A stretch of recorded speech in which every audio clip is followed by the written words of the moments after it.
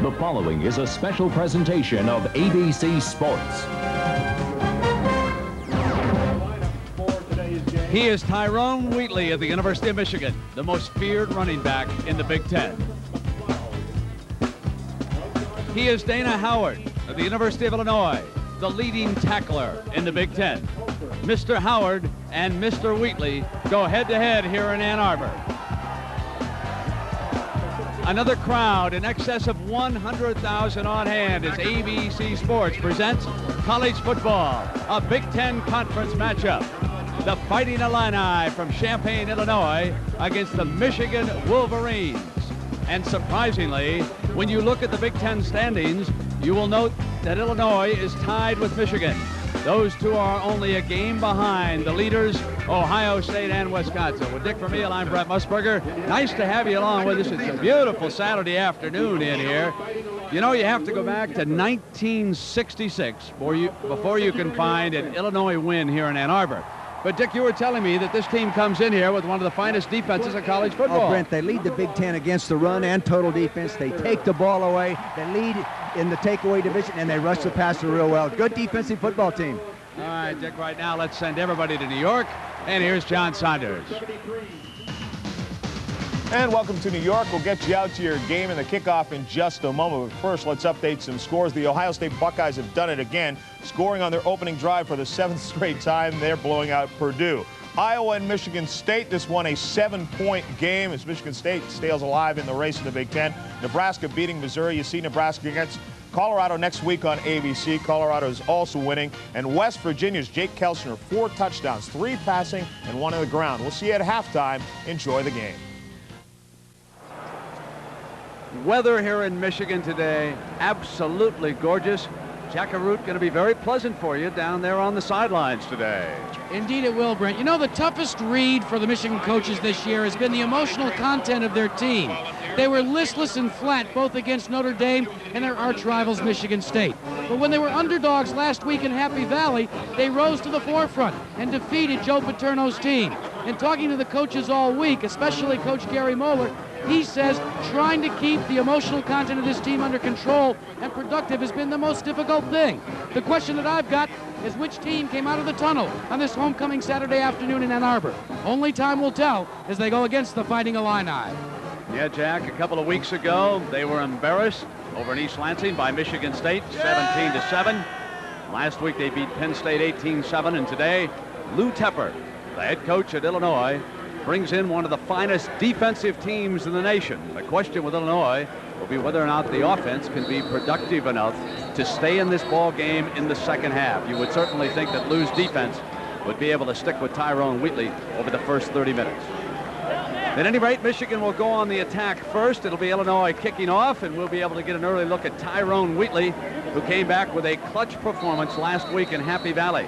After being held to 33 yards by the Spartans of Michigan State, he responded like a champion, 192 yards against Penn State. They ran the ball outside real well last week, Brandon. If they start out that way this week, it'd be tough to stop because he has that track speed. And if he gets that corner turn, the inside-out pursuit just can't get there. The Buckeyes of Ohio State easily in the first half. Alabama and Ole Miss are scoreless and just getting underway on Bama's first visit to Oxford, Mississippi. Nebraska by a couple of scores already over Missouri. You know, when you look at Illinois' record this year, the Missouri opener stands out. They were destroyed by Mizzou in that game, and a lot of folks thought this was going to be an off year. But since then, the Illini have come back strong. They had some bad officiating go against them in a couple of non-conference games. They've since changed quarterbacks. It's a brand new look coming your way here this afternoon. Speaking of new looks, how about the pants? They warmed up in their orange pants. They're now wearing the blues. That's the first time since '88. And it'll be Brett Larson kicking it off for the Fighting Illini.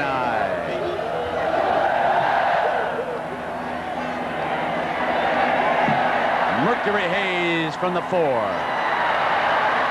Slapped down at the 24-yard line. And here comes Todd Collins, their fine junior quarterback. Note that the only time he has thrown an interception this season was against the Fighting Irish of Notre Dame. So on early look, and Dick Vermeil, you're very impressed with Todd Collins. I really am. He has a great touch on the ball, very accurate. In his career in 2 seasons, he's throwing at 63%. That's tough to do. Would you open up here right away or try to establish Wheatley against these 4 linebackers? Well, they want to establish the running game, then come with a play action, then vary the formation, Brent. Using the tight-ended motion, the toss to Wheatley. Jammed up, nothing doing, folks. Number 97, Simeon Rice said, how do you do? Here comes your first tackle for a loss. So we'll be seeing Wheatley all day. Michigan will also try to get the ball in the hands of Derek Alexander. The big change with the Wolverines. Melia back at center. He was able to open up last week against Penn State. Defensively, it is a load. Mickey Johnson's been outstanding, but the heart of this defense, the 4 linebackers. Simeon Rice having made the stop, and there are your 4 defensive backs. And Michigan ready to go now on 2nd and 10 after no gain on first down. Collins' first pass of the afternoon. He swings through behind Wheatley, who had to turn behind him. And Simeon Rice coming hard after the quarterback again. 97 going to be a load all day. Well, the coaches last night told me, the Illinois defensive staff, they're going to bring him and set him to the wide side of the field, and they're going to bring Simeon Rice from the wide side more consistently than they have at any time. He's up at the top right-hand side of your screen right now. You'll see he has the real good pass rush ability. He's coming around the top. There he appears. He gets there a step late, but I still believe the quarterback felt him coming. You bet, and he could be hearing some footsteps from that side, too, all day long. 3rd and 10, and Collins to try and throw for the first down. Got it, Alexander, and a missed tackle by the Illini allows Alexander to make it to the 44, a 32-yard gain, and a penalty flag down on the tackle. They've been throwing that deep square in pattern to the strong side of their formation, to the flanker back. Game plan is to bring that same pattern in this game and throw it to the weak side to Derek Alexander. Get the ball in his hands, you win the football game. Against Michigan. He had the protection. The protection started to collapse from the outside. You'll see him going straight back. Dead ball. Good protection up in the middle. See, he's got a nice hole to step up into. He gets rid of it just in time before the heat gets there. That's the disadvantage of those deep square in patterns. They do take more time. Well, it was a dead ball foul that we could not see at the end of that stop. Joe Marinero, the right guard, the number 73, and they say it was a late hit after the reception. So the ball is brought back to the Michigan 40-yard line. Wheatley cuts back against the grain. Simeon Rice gets around him. Wheatley to the corner, and Wheatley run out of bounds at the 35-yard line by Patton. Got around Simeon Rice, and if you let Wheatley get the corner and get squared up, you got trouble. See, when you have this kind of speed, he wanted to run to his right off tackle. They tossed the ball. He wants to go downhill right now. It's plugged up, no place to go. Now he accelerates backside. Now you'll see the white jerseys. They can't catch him. See, they can't get to him. There's number 18, Rob Crumpton. He couldn't get to him. And this guy puts the ball in the end zone every 14th rush attempt. Ricky Powers checks in after that Wheatley run.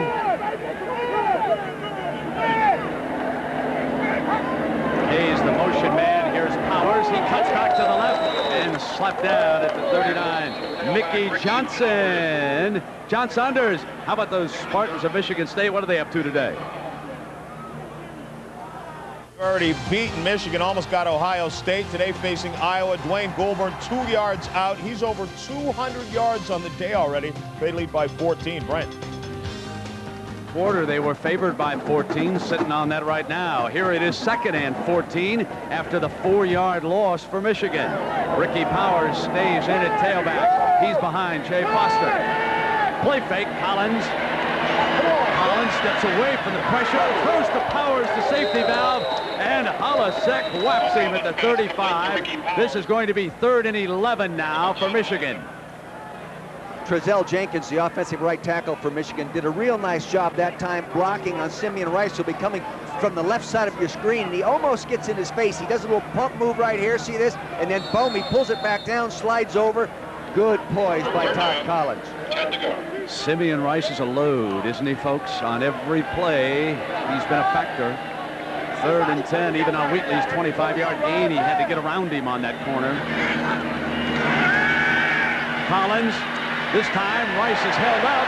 End zone, and it is broken up by Crumpton in the end zone. Hayes, the intended receiver, and Crumpton comes up with a key defensive play. I think Crumpton should have intercepted that ball. It looked like he had a shot of it. Here it is in the middle of your screen coming down there. He goes up for it. He's in good position. He's got the ball right there. He should have picked that off. Well, regardless, they're going to force a punt. It would have been a great interception. A little tougher from that angle. Chris Stapleton standing at the Illinois 47 and tries to angle for the corner, but catches the end zone. It really doesn't matter. Intercepted the end zone or punted into the end zone. It's coming out in the 20. But ladies and gentlemen, you've got to be impressed early with that Illinois defense. They can play some D. Relive the year's most exciting moments on the men's, ladies, and senior tours. Join Jack Nicklaus for the Best of Golf 1993 tomorrow on ABC. Well, Dick Vermeil, a lot of football fans are saying on 4th and 10 that they should have gone for it. Maybe not try that punt. Well, first off, they don't have a good field goal punt kicker, and so I agree with that decision. The punter has been effective at kicking the ball. No, go for it. Throw for the 10, the first down. Oh! There's Johnny Johnson now. Here's the quarterback for the Fighting Illini, number 13. Took over a few games ago. Ty Dothard. He is the lone running back behind Johnson. Gets the game's first call, and there was a huge hole on the right side of that offensive line. So Dothard, we will be seeing him all game, a freshman, a fullback out of Cincinnati. He leads the way there. Illinois still searching for a big-time receiver to step up. Greg Engel, one of the finest centers in the conference. They have built this offensive line around him. Now this defense, and they've been decimated at the linebacker spot. Price and Vanderbeek, 2 freshmen in there. Shante Peoples with an interception last week against Penn State. So now 2nd and 4 after the 6-yard gain on 1st down. Greg Landry calling the plays. Comes right back with a 1st down carry by Dothard. Now, we talked about the linebacker spot, and Dick Vermeil, there's a lot of talent missing from this Michigan team. Well, you know, injuries and people quitting and leaving school as well and deciding not to play football. And you start doing that, now you're playing with maybe your 3rd and 4th string linebacker, and one of them's a true freshman, and the other's a redshirt freshman. I'll tell you what I'm impressed by, the Illinois offensive line on these 2 plays. They're coming off the ball real well and running over to Randy Bierman's side. I think Bill Rathke, number 62, is playing left tackle in place of the starter or slated starter. Johnson throwing for the first time, guns it over the middle complete. How do you do? He hits David Olson, his tight end, and that's a 1st down. Let's talk about Greg Landry over there on the far sideline. He's the offensive coordinator for 20 years. He was a player and a coach in the National Football League, and now he has to come up with a strategy against this Michigan defense today. And he really respects this defense because he says they play basically zone, and they're very disciplined in the zone. What they're going to try to do is play action and move people from the zone, and then they're also going to try to flood those zones, Brent. Looks like a state trooper out of Massachusetts with those sunglasses on. Hand it off to Dothard, and Dothard gets down. John Saunders, how about that one in the ACC, Virginia and North Carolina? What do you got? That's a good one, and we will update that one a little later, but we have West Virginia against Pitt here. Jake Kelchner, 38 yards to Mike Baker. Kelchner threw for 3 touchdowns and ran one in as well, 42-21. West Virginia still undefeated. Brent. All right, my apologies. It was West Virginia, and they're having a great season with the former Notre Dame player, Jake Kelchner, at quarterback for the Mountaineers. 2nd down. 8 yards to go for the Illini. Johnson wanted to set the screen with that speed and ability. He gets away from the rush, gets Dothard. Dothard down the sideline and out of bounds, and a penalty flag is thrown as an official goes down. I think they have an offensive lineman downfield, Brent. I see John Kerr, number 63, 4 yards downfield on that one. I think they caught it. Well, that would stand to reason because they were trying to set the screen, and he doesn't realize on the scramble, the broken play, that Johnson's going to throw off of it. Now, Johnson showed you that tremendous ability to make something out of nothing right there. Plus the rifle arm. The rifle arm combined with that ability to scramble, you're going to have to control your pass rush a little bit. You can't come at him recklessly because he can make the first and second man miss. Well, that'll negate the 17-yard gain by the Illini. Now, there is the Carolina-Virginia game, and we are covering that one this afternoon regionally on ABC, so we'll keep you up to date on that one. John Saunders will have all the scores and highlights from that one. That one figures to be a dandy, even though it's for second place behind Florida State. Now it is going to be 2nd and 13 for Johnson and the Illini. Johnson straight back. Here's what he can do. He'll take off. First down to the 35-yard line. If he can make plays like that all day, folks, we're going to have a ball game here.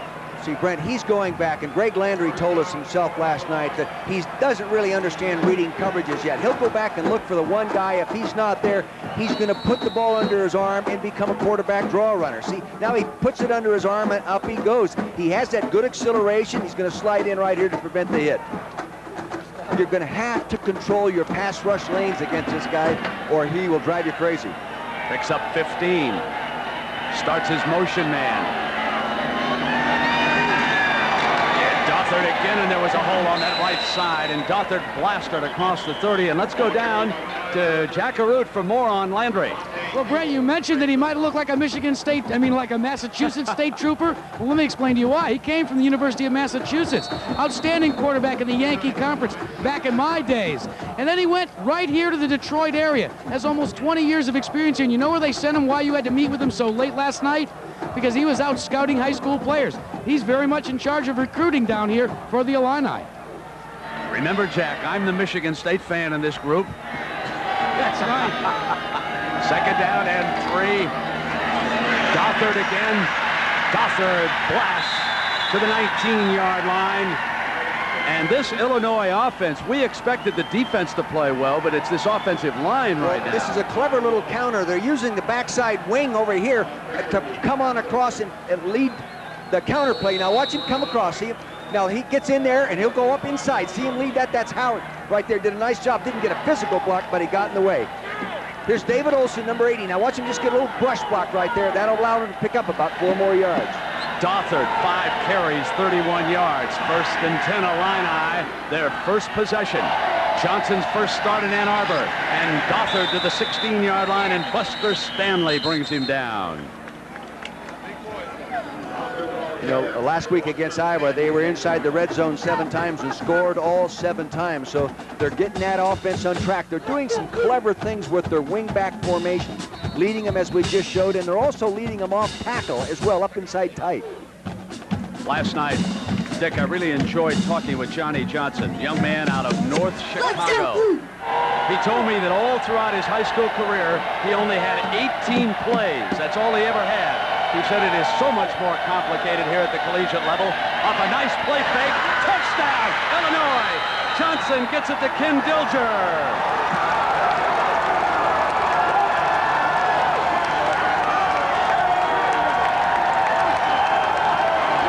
They ran him in motion, ran a play action fake, froze the defense. You see the man in motion, Dilger going by. They run the play action fake. They freeze irons, 37 there, freeze people right there. He just throws it up and over for the touchdown. And now, one of the biggest kickers in college football, 6'4", 250-pound Chris Richardson. Bothered with a strained knee earlier in the season, feeling fine now, and he gives the Illini a shot anytime they can get down around the 25. Nails his first extra point. And Illinois, a 2-touchdown underdog, comes into Ann Arbor and scores on its first series. We'll be right back. College football on ABC Sports, brought to you by American Honda, who has been making quality cars in America for the past 10 years. Delta Airlines, with 290 flights a week, nobody gives you more of Europe than Delta. Visa, it's everywhere you want to be. And UPS, the package delivery company more companies count on. Illinois 7, Michigan nothing. Keep in mind that Illinois has never won here since 1966. As we check the college scoreboard, Michigan State. How about those Spartans, folks? 24-10 over Iowa. They win by 14. The scoring drive, 9 plays, 80 yards. After the punt into the end zone. And a pass from Johnson to his tight end. So Larson putting the ball down on the tee. You know, they actually considered in game plan preparation of not kicking the ball off, squibbing it down there because they didn't want to give Wheatley the opportunity. But they did such a good job of covering kickoffs last week, they decided to go ahead and let him cover. Tyrone Wheatley's physical condition a little bit nicked, so he's not going to return kickoffs apparently unless they need him late. This is Hayes again coming out from the 2. So Mercury Hayes, one of the wide receivers, tries to cut back, slips at the 12-yard line. Dick, certainly worth another look. What are they doing? Well, they're using a wingman very effectively and doing a lot of things. Here he is right now, and now he's going to come across in motion, then go out with a combination pattern here. They're going to run the fake inside here. Now watch it. Now this is about the 4th variation of the use of the wing. The tight end is a wing back, like the H-back principle. Now you'll see the tight end and him go off there. He makes a play action fake. He gets the block late, throws it right where it has to be, Brent. Touchdown. Now Michigan back to work, searching for some answers against this defensive unit. Wheatley on first down, tries to cut back. Breaks through one would-be tackler and 3 white jerseys, hitting for no gain. Antoine Patton, the free safety, leads the way. Boy, they're really bottling up the point of attack, Brent. See, they're changing their defensive scheme just a little bit to play Michigan. They want to force Wheatley to change direction before he gets into the hole. They're going to penetrate a little bit more. Number 1, Big Ten versus the rush. Look at that, 77 yards a game, 4th in the country. Dick, compare this defense against Ohio State's for me. It's not as big. And they don't have the one down lineman inside that dominates. A little better outside pass rush, and I think Ohio State has a little better secondary. The draw play with Wheatley to the 19-yard line. Mickey Johnson making the stop. Jackaroot. Well, Coach Dick Vermeil, you were talking about some of the changes that the Illini are throwing in defensively to that young offensive line. Well, the offensive coaches here for the Michigan Wolverines are concerned about it as well because they feel that thus far in the game, the emotional content for the offensive line, very, very flat. Last series, when they came off the field, they tried to fire them up and said, you can't play like this and expect to win, fellas. Get back out there and bring it up a notch. 3rd and 3, and Michigan's offense learning that Illinois' defense is every bit as physical as Penn State's.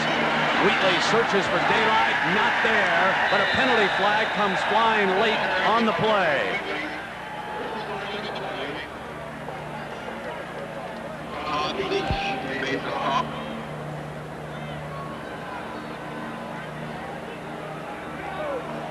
Against Michigan.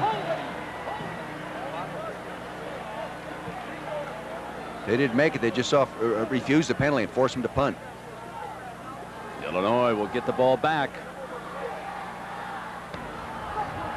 Holding. Offense. Penalties decline. 4th down. We'll take a look at that from behind there. They're going to toss the ball here. They're only asking for 3 yards. They got penetration out here to the right side of your screen. See, they got a shot right there. Freeze it right there. It looks like number 2 right there in the middle of your screen has got him. That's Walter Smith hanging on. Now Stapleton punting for the 2nd time. Gary Volker, a penalty flag down at the line of scrimmage. A beautiful punt. Drives Volker back inside the 20-yard line. They were going to set a reverse on the play. They couldn't get it set as the Michigan team got down quickly and covered it and broke it up. But there was a penalty flag back at the line of scrimmage.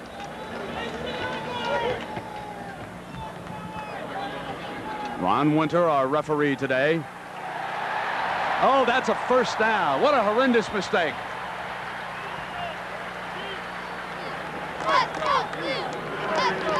It was 4th and 2, and they're offside. Inexcusable.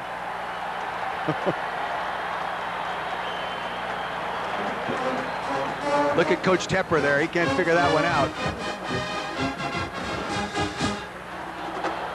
Offside. That's like a turnover, Defense. Brent. That's like they 5-yard got the ball, penalty from the fumbled it, and previous gave it spot. back to him right there. Makes it a first You down. bet. Now the Wolverines will see if they can take advantage and stuff it down Tepper's defense. The amazing thing about Tepper's defense, Illinois defense, is they don't have a senior in the defense starting. They're all young kids. And those 4 linebackers are just outstanding. Ricky Powers in at running back. Tyrone Wheatley nicked up a bit. He was the workhorse against Penn State. Powers will start this series. The linebackers were coming, and they assaulted Powers, led by Dana Howard, number 40, out of East St. Louis, Illinois. The man nicknamed Butkus. Denny Marson, the defensive coordinator for Illinois, told me when Michigan gets in an I formation, they're going to fire Dana hard, fire him hard right there. He's on the right-hand side of your screen, and he'll fire right in the snap of the ball. Now watch him to the right-hand side of your screen, number 40. Now here he comes. That's what I'm talking about. He goes in and meets the fullback back in the backfield, takes on the tailback. Now it's Ed Davis who will try it at tailback. After the 3-yard loss, it's 2nd and 13. Here's the toss to Davis. Davis stumbling to the 29-yard line. Washington credited with the stop. And this is going to leave them with a 3rd and 7 coming up here for Michigan. So nothing easy on 3rd down. Nothing easy, and it's the game plan. They want to force him. That's why they went after him on 1st down in the I formation, blitzing the linebacker. They want to force him into 3rd and long because they feel they have a very good pass rush team. They come into the ball game with 17 sacks, and they have the conference's #1 pass rusher in Simeon Rice. Can the Michigan line give Collins enough time? He had Alexander wide open, curling into the middle earlier in the game. Collins dropping back, Alexander on the left. He'll throw to Alexander at the 48-yard line, and another Michigan 1st down. Same pattern that they used earlier. 19 more yards. That time they ran it to him up on the strong side of the formation, Brent, from the outside receiver coming in. They cleared out with the slot. That pattern takes an awful long time to throw. Now you see it at the top of your screen. He's going to push up inside that double zone. See, now he'll find a way in there. That one receiver should have been there before he got there. A little late in timing, but it still worked. 52 yards away from the end zone, and back comes number 6. Tyrone Wheatley, the running back. Burkholder, the motion tied in, the toss to Wheatley, and Wheatley is slammed at the 40. Tyrone Washington, and that time they read the tendency. The tight end going in that direction last week against Penn State, he simply led Wheatley to the outside. The defensive back came up and pressed. Brent, they told us last night on those 1st downs we're going to come after him, try to create the negative play. Here he comes. You'll see Tyrone Washington right up there on top. Boom, he in there, knocks him down. Excellent defensive call. Now Michigan has to adjust, come out and do some throwing on 1st down. An 8-yard loss on that Washington tackle. Make it 2nd and 18. Wheatley, nowhere. 3rd and long. He may have gained about a yard. And Mickey Johnson there, and the crowd starts to boo here at Ann Arbor. Mickey Johnson, you mentioned that earlier, Brent, that he has really come on as a good football player. Watched him on 2 game tapes. Very effective, and they play him different in there on that nose. They tilt him around a la George Perlis style of tilting the nose guard, not playing straight away, and they stun him inside there, and he is very difficult to block. Now 3rd and 17, and they will bring Alexander over to the right side of this formation. And they send Tyrone Washington, the strong safety, over there on that side. Collins going deep. Washington tips it away from Alexander. They tried a vertical stretch pattern, a very good design. A penalty flag thrown back by the quarterback. We may have a personal foul, and it would be another costly penalty. That'll be a 1st down. That's dumb football. He's explaining to Coach Tepper. That's just not smart football. Tough enough to beat a good football team doing Roughing things the disciplined. passer on the defense. 15-yard penalty from the previous spot. Automatic first down. Dick, take a look and see if Kevin Hardy was coming hard. This is 3rd and 17 here. Coming up from the top, Kevin Hardy, number 51, coming around the top of your screen. The ball's, oh, the late hit. That's the late hit. They're going to call that every time. Well, I don't know. That's not an intentional thing. No, it wasn't. That's not an intentional. He just couldn't stop. He was coming so hard. A young sophomore out of Evans in Indiana. Evansville, Indiana, the same high school that produced Scott Studwell. Former Illinois great. 1st and 10. 2 huge mistakes by Illinois. Keep this drive going. They fire for 9 yards to Pierre Cooper. And we send you to New York for an update in John Saunders. John? Brent, big one in the SEC, Alabama and Ole Miss. Lawrence Adams, 21 yards to Eddie Small, who hangs on long enough for the touchdown. They lead the Tide 7-0. Brent. Hang on that one, folks. Mississippi can be tough down there in Oxford. They've been waiting for the Crimson Tide to come to town all fall. Ricky Powers returns for Michigan. 2 penalties keep this drive going. Wolverines are down by 7. 2nd down. Powers coming to the right side, swings for the first down, and another penalty flag comes down. Powers to the 29-yard line, and he is crumpled by Crumpton. And now a second flag, Holding much penalty. later than the first, comes down.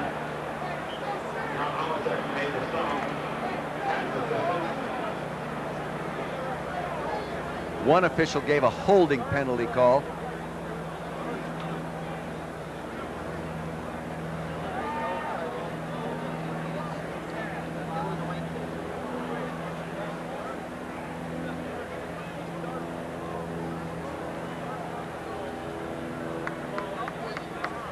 Holding on the offense.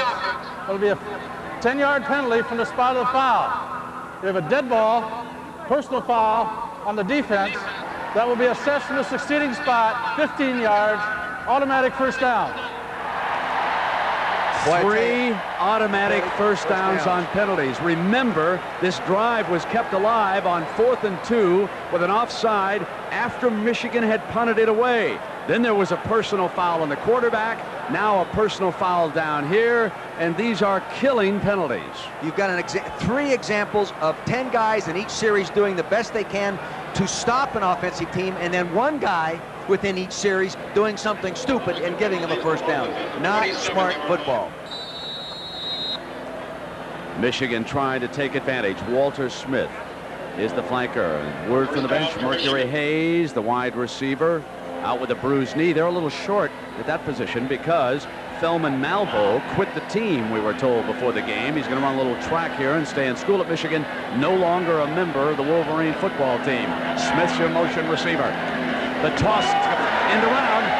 It's Alexander coming to the short side, bottled up at the 31. Illinois not fooled.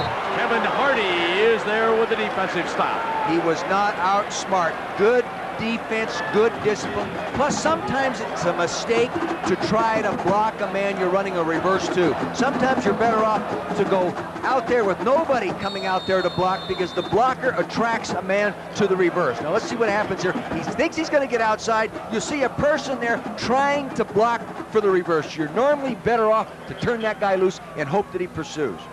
Michigan again sending players onto the field, going without a huddle. Eddie Davis is the tailback. Collins, left side, Alexander, just short of the first down. And a reminder that next Saturday we've got a college football regional doubleheader. We'll start live at 12 noon Eastern. Most of you will see the number 2 team in the country, Notre Dame, take on Navy, or Georgia tackle Florida. Then in game 2, Penn State invades Ohio State, plus these other key conference matchups, Nebraska, Colorado, USC, California. If you'd like to see a couple of them, dial up the pay-per-view, boys.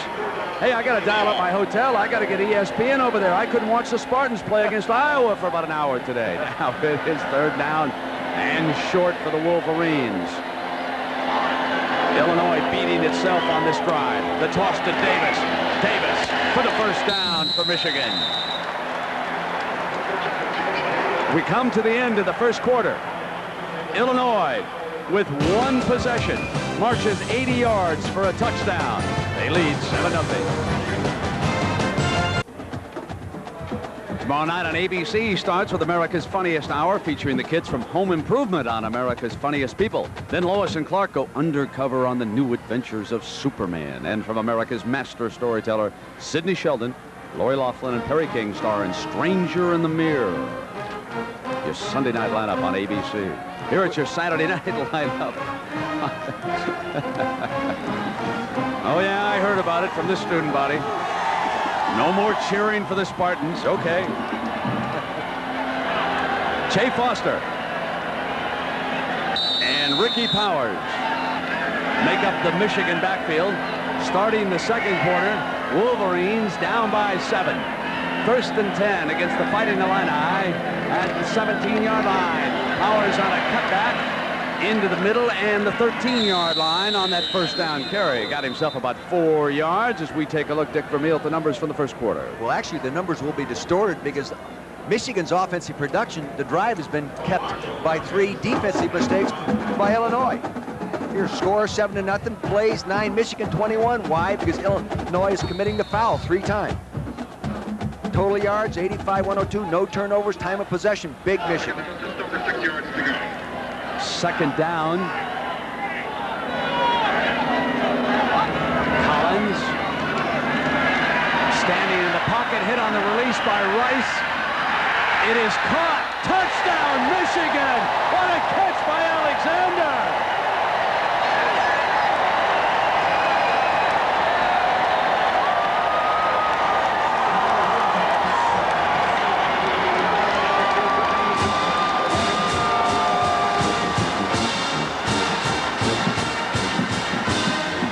Derek Alexander making a big play, going up as high as he could. That ball was tipped. You'll see it here, the left-hand corner of your screen. He's working up there for the ball, going real high there up against Rob Boykin, number 22. He gets the leap up. Now, does he come down in bounds? Yes, he does. He's in bounds. His left ankle turning underneath him. A splendid catch. Elizabeth adds the extra point. The kicking game has been a bit of an adventure, but Alexander, wasn't that a wonderful catch? We'll come back and take still another look at it. We're tied at 7.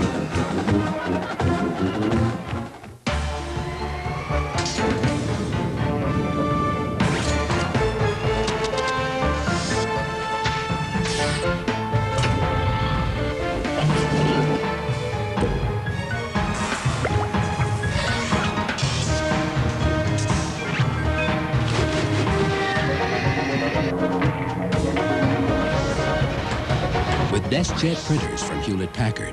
It's easy to make it happen.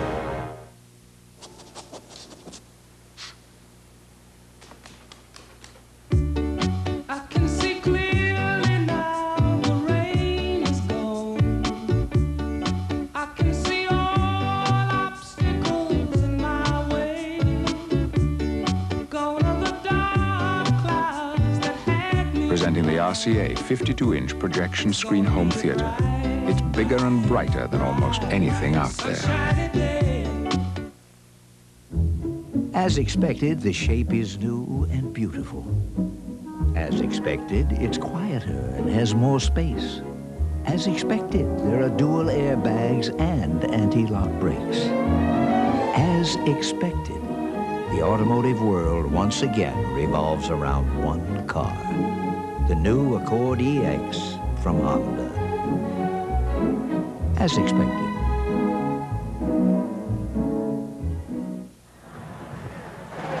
Now there's the big play man today, Derek Alexander, the senior wide receiver. Simeon was coming hard, Dick Vermeil. He's coming right here at the top of your screen, coming around the outside. There's a fake draw trap inside, and he just gets there in time to just deflect it just slightly. But the ball still got to the receiver because Alexander makes the great individual play and goes up and takes it away for the 6-pointer. And Remy Hamilton kicks it off. And Illinois has to be talking to itself about the mistakes they made on that Michigan drive. 3 times giving them first downs during that drive. And the Wolverines take advantage of it to tie this game. That's what's happened to Illinois here in Ann Arbor. They haven't won since '66. Lynch is the return man. Lynch popped at the 20-yard line and down. So now Johnny Johnson, who has forgot what it's like to move back under center, comes back. Let's go down to Jack Arute on Johnson. Jack? Well, it's a great story about Johnny Johnson, Brent. You know, he did not start at the beginning of the season, but he says he enjoys road games a lot more than playing at home. Nothing against the Illini home team crowd. He says he can better concentrate when he's on the road. And concentration is one thing that all of the coaches want to see him do more of, because he has a tendency, if his primary receiver is covered, to run out of the pocket. They want him to concentrate more. Away from home, he seems to do it better. As so far with Dothert and Lynch, the running backs, Lynch is carried to the 23-yard line, 3 yards on first down. There's another freshman, Price.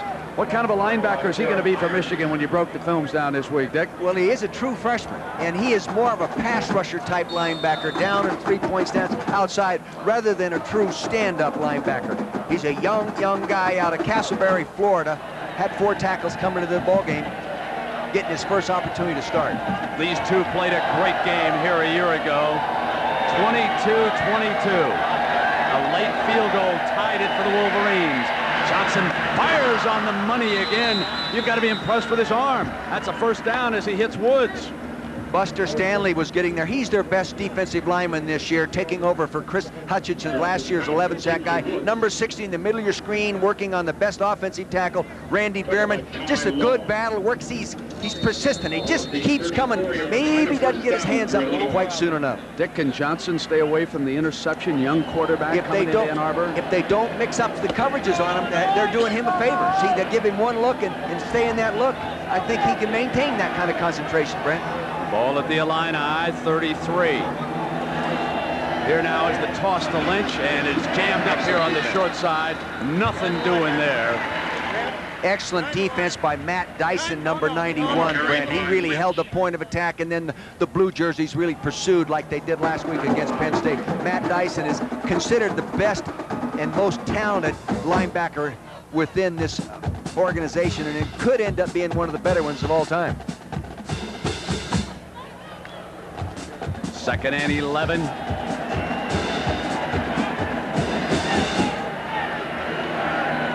the Illini employ 3 wide receivers. Use the tight end as the motion man. Johnson fakes the screen. The defense read it. Now he fires incomplete, throws it away, and a penalty flag comes down.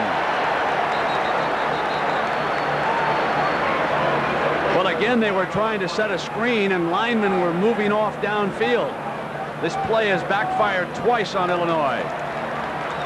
See, they can be downfield if the screen is caught behind the line of scrimmage, but it was thrown out of bounds like that, no play. At the conclusion of the game, we'll select a Chevrolet Most Valuable Player of the Game from each team. And for the 23rd year, through the Chevrolet Scholarship Program, $1,000 will be donated to the General Scholarship Fund of each school. What do you think of all the scholarship money that General Motors has contributed through the years to these schools? Eligible receiver downfield on the offense. The penalties decline. 3rd down. Got a chance to see the new Camaro when I came to town. Nice looking cars. Some nice new models out this year.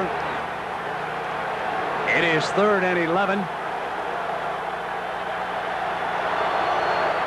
Little shotgun look here for the first time for Johnson and the Illini.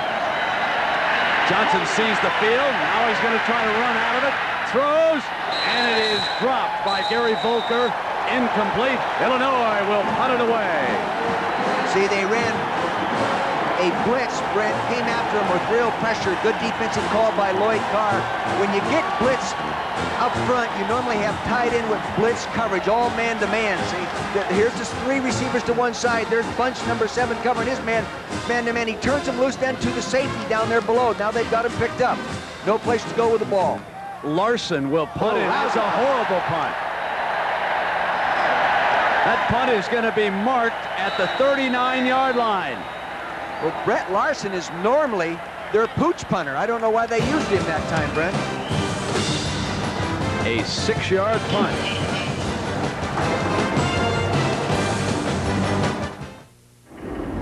Chevy announces a breakthrough.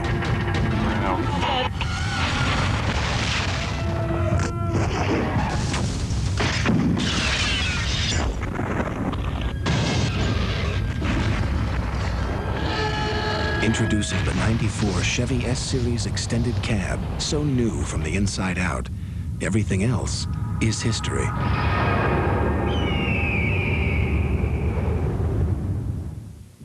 You've seen it before. The ones who run with the herd, and the one who always seems to run alone.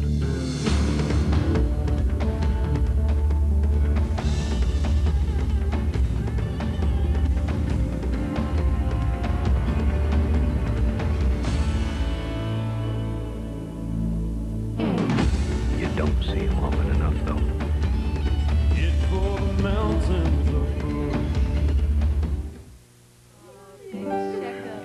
Tony and Diane get regular insurance checkups, just like they get regular medical checkups. I'm State Farm Agent Carlos Bermudez. I have been their State Farm agent 7 years. A family insurance checkup helps them make sure all their coverages are up to date. It's also a good time to explore options, like how their life insurance plan can be adapted to help with their daughter's college education. I think the family insurance checkup is something everybody can feel good about. State Farm is there. The Bears' defense is one of the league's best. The Vikings have a rejuvenated Jim McMahon. It's a Soldier Field showdown on ABC's Monday Night Football. John Holisek, thinking man's linebacker, passes along the signal from head coach Lou Tepper, who's a defensive specialist, and the Illini ready to go. Tyrone Wheatley, he's their target, back in at running back. Michigan with excellent field position at the Illinois 39. Wheatley coming against him again. Wheatley modeled up at the 36-yard line, and Holisek comes up and gets him first. He is their defensive team leader. He does not lead the team in tackles. He is their, what they call their Ray Nitschke. He does all their check with me calling on the line of scrimmage. They've been working on these game plans for this ball game, Brent. Believe it or not, last spring and in training camp, they worked 10 to 15 minutes a day preparing to play this football game. Now they've got Michigan in second and long, and number 97, Simeon Rice, can see if he can put it into high gear. He'll come off the right side. Collins, Rice is blocked beautifully, but it's incomplete, thrown high to Ed Davis. It'll be third down and long. See, he threw that ball as a layoff pattern, just like he would throw the ball going downfield. And you've got to take a little off that ball. That receiver running directly away toward the sideline, it's a tough ball for the running back to adjust to, Brent. You've got to take a little off that as a quarterback.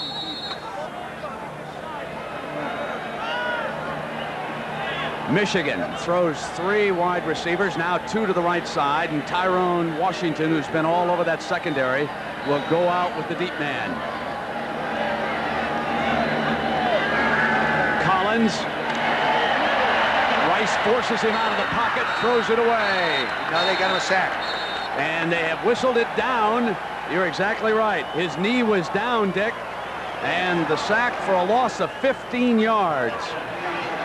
Tim McLeod, number 95, right there in the middle of your screen, was one of 2 good pass rushers putting the pressure on. Again, using a pattern that takes a long time to develop. You just can't get back as a quarterback and set up on the type of pattern. See, 7-step drop. There's pressure there already. Who was the pressure? Simeon Rice, the leading rusher in the Big Ten. Stapleton. Volker. 15. 20. Illinois' ball at the 20 with a penalty flag thrown on the far 42-yard line.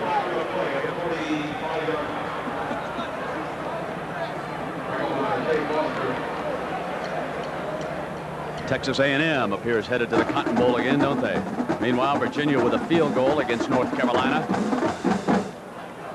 Colorado, Kansas State. Kansas State a 2-touchdown underdog at home in that one. Could have caught Colorado in that wonderful position where they're coming off the Oklahoma upset and they're thinking about Nebraska next Saturday. West Virginia big against Pittsburgh today. I guess they were favored, though, by about 23 in that one, weren't they? I wouldn't know. It's 1st and 10. Gary Moeller sends the team right on the field, and it's really tough on the defense because they don't huddle. And the defenders... 15-yard face mask on the kicking team. Penalized from the previous spot. Repeat 4th down. what I was saying, and then the defense can't account for personnel because they're out there and they don't know who's coming in and staying and that kind of stuff. Actually, the coaches in the Big Ten complain about it all the time. It is legal as long as they don't huddle. If they huddle and you have 12 guys in there, one guy runs out, it's breaking the rules. But that's why Illinois has spent so much time in the spring ball sessions and in early training camp working 10 to 15 minutes a day on their defensive players being able to call their own adjustments to the personnel that Michigan puts on the field. Illinois taking the penalty. Michigan will have to punt it again. Illinois had a 1st and 10 from the 20, and Lou Tepper says we can do better than that. Volker standing up at the 28-yard line now, and Stapleton will punt again. Volker's the fastest receiver on the team. Good punt. Beautiful punt. Drives Volker back. He's going to let it bounce, and it's Michigan that wins this battle. After a 15-yard penalty, they bury it inside the 10-yard line, and another flag comes down. That was a 57-yard punt, folks.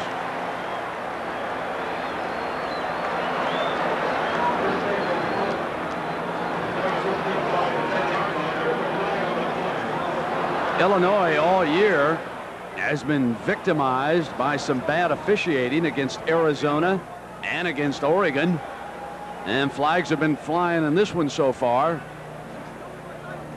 Dead ball, personal foul, receiving team.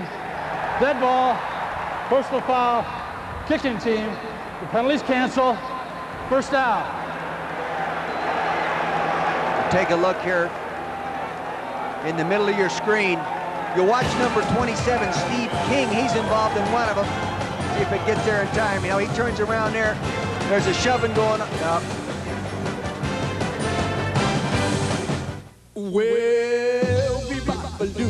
It seems Europeans have a passion for certain things, American. And one of them happens to be the reliable, efficient delivery of a certain American delivery company, UPS. Fact is, we've built the most comprehensive delivery network in Europe. So next time you need something shipped there, use the outfit Europeans find, well, so fashionable. UPS, the package delivery company more companies count on. Will we claim the new Norelco razor shaves closer than ever without hundreds of tests to back it up? Say our new Precision Groove helps the Norelco lift and cut system shave closer without proof? No. We wouldn't say it's our closest shave ever without science, sensors, tests.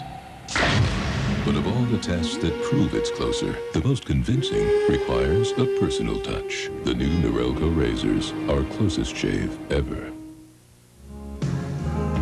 We treat those trucks like we're going to buy each one. We build them like we're going to buy the next one coming off the line. We build a world-class truck. We care. We care what we ship. We care what people buy. Because if we didn't care, they'd never be back. I know what we build. And I know when they buy a Chevy, they're buying a good truck. Chevrolet, the most dependable, longest-lasting trucks on the road. Well, Jack Arute, we may not be seeing too much more of Tyrone Wheatley this afternoon. Well, Brent, at best you'll probably see him sparingly. You see, earlier in the week in practice, Tyrone Wheatley suffered a slightly pulled groin muscle down on his left side. It seems to be hampering him now, so they're trying to use him as sparingly as possible. If it stays close, though, they may have to have him play hurt. Dothard and Lynch, the running backs for Illinois. They lost 10 yards in that decision to have Michigan punt over. Running the sweep to the left side, and Chuck Winters, the free safety, making the stop on Dothard. That's another variation of using that tight end as an H-back, sending him in motion, and that time running up behind him. They've done about 5 different things. And, you know, that was part of the package that was so effective last week against Iowa. They ran a wing trap package that accounted for over 100 yards on about 5 snaps, Brent. So here's Johnny Johnson, the sophomore from North Chicago. Illinois and Michigan tied at 7. Second quarter, Ann Arbor on a beautiful Saturday. And again it is Dothard for the 17 and Jared Irons. Well, tomorrow at 3 Eastern, 2 Central, John Daly, Tom Kite, Davis Love, and Fuzzy Zeller tee off. Final 9 holes of a one-of-a-kind golf event at Chrysler American Grade 18. Then join legend Jack Nicklaus as we relive the year's greatest moments in golf. All tomorrow here on ABC. Been a terrific year in golf. There'll be some great moments in that one. Greg Norman's job over in the British Open. This wouldn't have been a bad day to play a little golf here this morning and then come in and watch this football game either, as Johnson calls a timeout. Something he wants to check with the coaches here on 3rd down. 9:16 left in the first half. 7-7. 2 summers, 2 winters, 2 springs, 2 falls. All this, just $2.99 a month. The S-Blazer 2-year lease. Why drive an imitation when you can drive the vehicle that originated the species? Chevy S-Blazer. Come on, guys, we're gonna be late. Hey, what's this movie all about anyway? I hope it's a musical. I love musicals. No, it's a movie about this woman and all the things that happened to change her life. Oh, great. A girl movie. Why do things always have to change? I like my life just the way it is. Don't you want to know what's out there? Experience new things, meet new people? Come on, do we have to have a debate? I have an idea. Let's go bowling. I can't wait to get to college. I mean, by going to college, you could be anything you want to be. For over 150 years, America's universities have given kids from everywhere the chance to pursue their dreams through an education. And what their dreams have given back to us is immeasurable. You know, Sherry, one thing you should know. Life is not like the movies.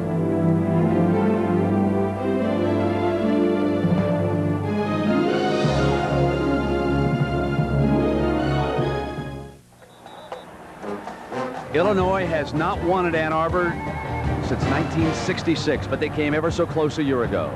Jason Verduzco crashes across, and with time running out on the Wolverines, they led it 22-19. 16 ticks left. Peter Elizabeth, a 39-yarder. And Michigan, with one of its 3 ties last year before its Rose Bowl victory over Washington. There's Elizabeth. He hasn't kicked one that long yet this year. Now it is 3rd and 3 for Johnson and the Fighting Illini. Johnson off a short drop, throws for a first down to the tight end, David Olson. So Landry comes up with that play, and it worked against the Wolverine defense. Greg Landry must really love the H-back principle because he's really using it efficiently today. That's the first time they've run him in motion now. They've been blocking with him and all that kind of stuff, but they used him in reverse motion. Here he is right here. He'd been this way back, and now he's going to slip right out in the flat. See, it's zone coverage now. See, no one's covering a man-to-man. He just flips it to him, just thinking the chains. Make the first down. Alfie Burch, number 7, comes over and knocks him out of bounds. So let's see what Johnson can do here with first down this time. And off a fake, he's going to throw it. Receiver's covered, takes off, and he is crushed at the 23-yard line. Buster Stanley, number 60, coming across. Jack Root. Well, Brent, you talk about that tie last year in Ann Arbor here. Well, Coach Lou Tepper, the week before that game, started wearing a Michigan coach's hat at practice. They came into Ann Arbor where they had yet to win since 1966. They came home with a tie. You know what Lou did this year? He broke out the hat again. And all week, he's worn it at the Fighting Illini practice. He also used a Ray Elliott speech on an audio cassette last night, the same one they used a year ago in Ann Arbor because of the scheduling, the addition of Penn State, the change in the cycle. Back-to-back appearances here in Ann Arbor. 2nd down and long for Johnson. Sends his running back out. He's got Dufford to the 34-yard line. That's another NFL principle that Landry likes. He does so many things. His big problem, Brent, is restricting to get to the age group and the learning ability of his young offensive people. Greg Engel in the middle of your screen, a top offensive center in the Big Ten, 2-time academic All-Big Ten student as well, working on Henderson. He's battling, got a little help right there, but Henderson is a tough pass rusher. Now 3rd down, 3. 3rd and 3. There Here's your total yards. Illinois with 122, 180-yard drive for a touchdown. Now looking for 3 more yards out of the shotgun. And Johnson with a penalty flag. Johnson steps out of bounds at the first down marker, but hold on, this may be a holding call against Illinois. It's a good thing the pass protection broke down for Michigan's sake, because they did not get lined up properly against the trip set, the 3 receivers to the top of the field. They turned one guy loose inside. They were really panicking.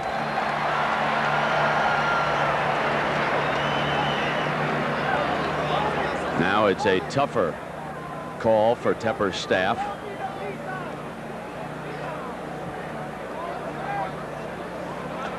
See, the big thing now, you have... Holding.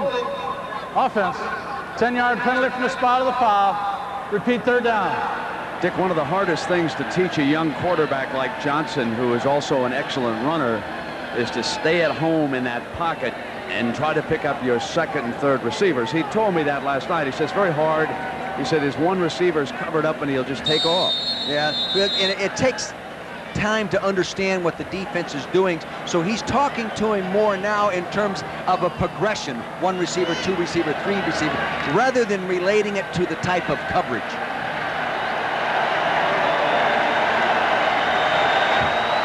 Make this 3rd and 22. Shotgun, quick fire, incomplete. Illinois will punt. Jasper Strong, the intended receiver, nothing doing. Lloyd Carr came with a slot corner blitz. Johnson read it, went to the hot receiver, wasn't complete. If he had completed it, they wouldn't have made the first down. Good defensive call by Lloyd Carr.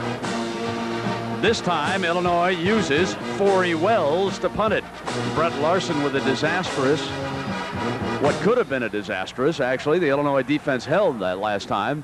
And Wells booms it. It'll take a bounce on one hop. Alexander leveled at the 44-yard line with 7.5 minutes to go here in the first half, and we're tied at 7. You know, going back and talking about moving the punters around here with Illinois, he did mention, Lou Tepper mentioned one thing about it. He said, you know, we're going to take a different approach to punting the ball to Alexander. Maybe he wanted a poocher punt to Alexander because it's almost impossible to return that type of punt. Of course, he didn't want to punt it out of bounds like that. That's probably what he is doing. Well, it's Ricky Powers into that backfield. Jackaroot told you that Tyrone Wheatley, bothered by a groin pull.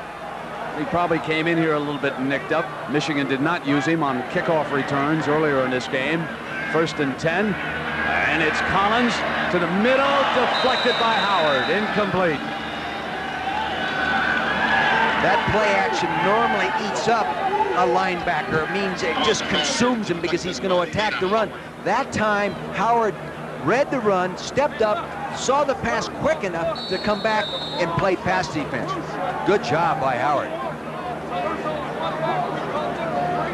Well, when you get a linebacker as aggressive as he is, that stops the run like he does and leads the Big Ten like he does, and then you get him knocking down passes, he's really playing a heck of a game.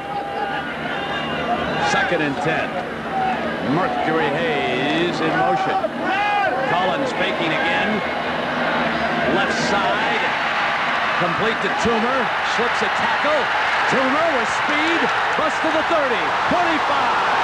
He'll score.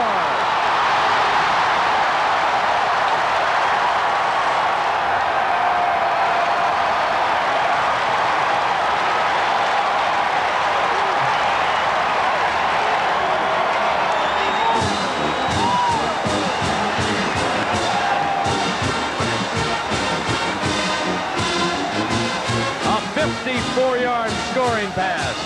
Collins, Amani Toomer, the sophomore receiver for Coach Moeller. Great poise by Todd Collins that time. Again, Simeon Rice in his face. He makes him miss, moves up, slides, and throws, and it ends up being the big play.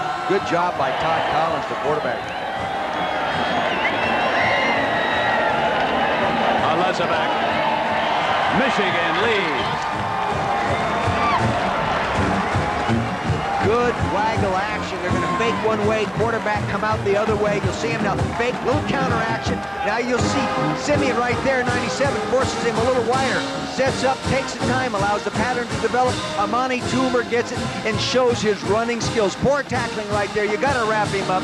You've got to come to bounds. This guy returned 1 punt for a touchdown and 2 kickoffs for touchdowns in high school, demonstrating that same kind of ability right now. Good speed.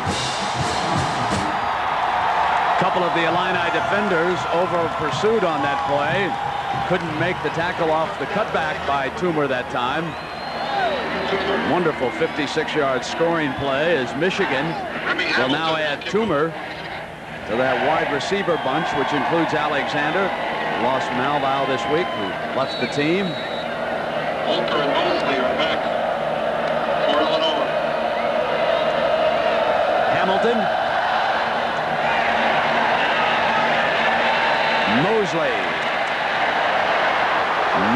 Slips a tackle, penalty flag all over as he breaks another tackle and makes his way to the 22. There was blocking from behind.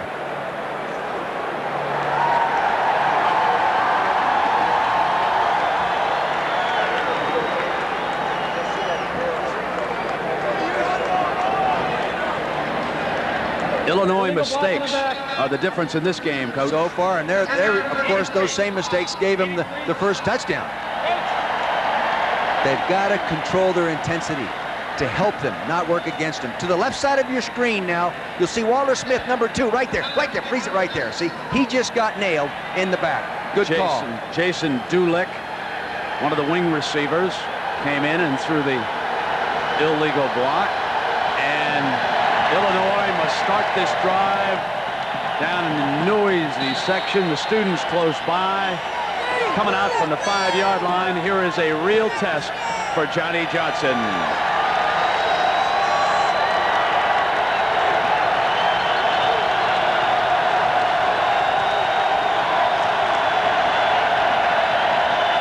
He's going to throw.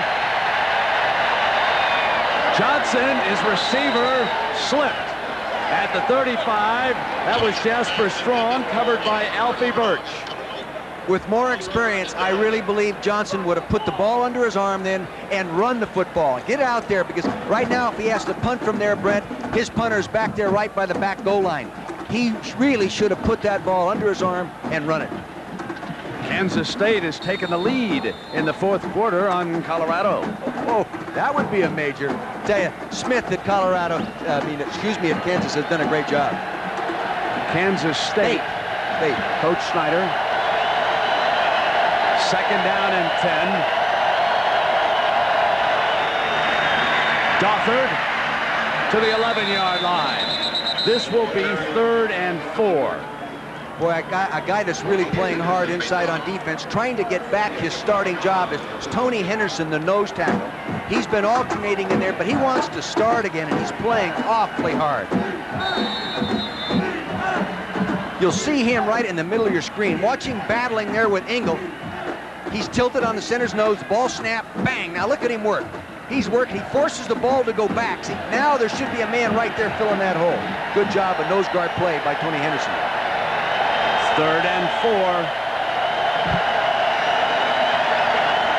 Johnson off a quick step, throws for a big first down to the 24-yard line, and Shane Fisher, the wingback. See, that kind of passing is pretty simple to execute, Brent, as long as they don't roll up on him and force him to fade pattern. Just 3-step drop and fire it. You're thinking about one guy.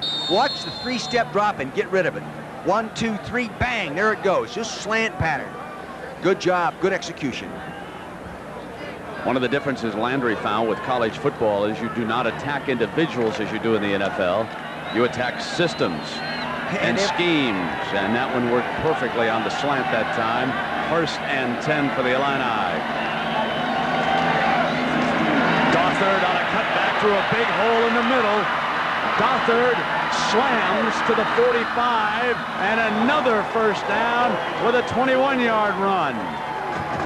Again, that's that counter using a guard and the wing back as a kick-out man and a lead blocker. Good effort by Dothard. Counter action now. You'll see the guard pull. Freeze it right there. Freeze it. See, you get the kick out block right here. The linebacker are going to be picked up by the tight end who pulls through the hole. Now it's just effort. He wants to score. 10 carries, 67 yards for the freshman fullback from Cincinnati. First and 10, 5:20 to go here. Illinois down by 7. Johnson calls timeout, and we can remind everybody that coming up on the Prudential halftime report, John Saunders will have scores and highlights from all of today's action. Ty Dothard has given us a couple of those highlights today. That 21-yard gain, and John, of course, will include that in the highlights going on to the rest of the country with our regional coverage. Our cameras are down at the Alabama-Mississippi game, North Carolina, Virginia. And let us pause here and remind you about these shows coming your way here on ABC. Share. Who's the worst letter in the world? Me? Winona Ryder. It's not fair, Mommy! It's not fair! It's tough raising your own mother. What are you guys fighting about? Nothing. Everything. The network television premiere, Mermaids. Then on the Commish. Showtime, folks. Tony takes on a gangster. You set me up. Who gets even by framing Tony's wife. I didn't hit that man, Tony. I swear I didn't. I can't let my wife go to prison. The Commish after Mermaids, Saturday. Ann Arbor, Michigan, where the band hopes to play Hail to the Victors one more time. This is homecoming here this week. The alumni band is in. This is one of the great bands.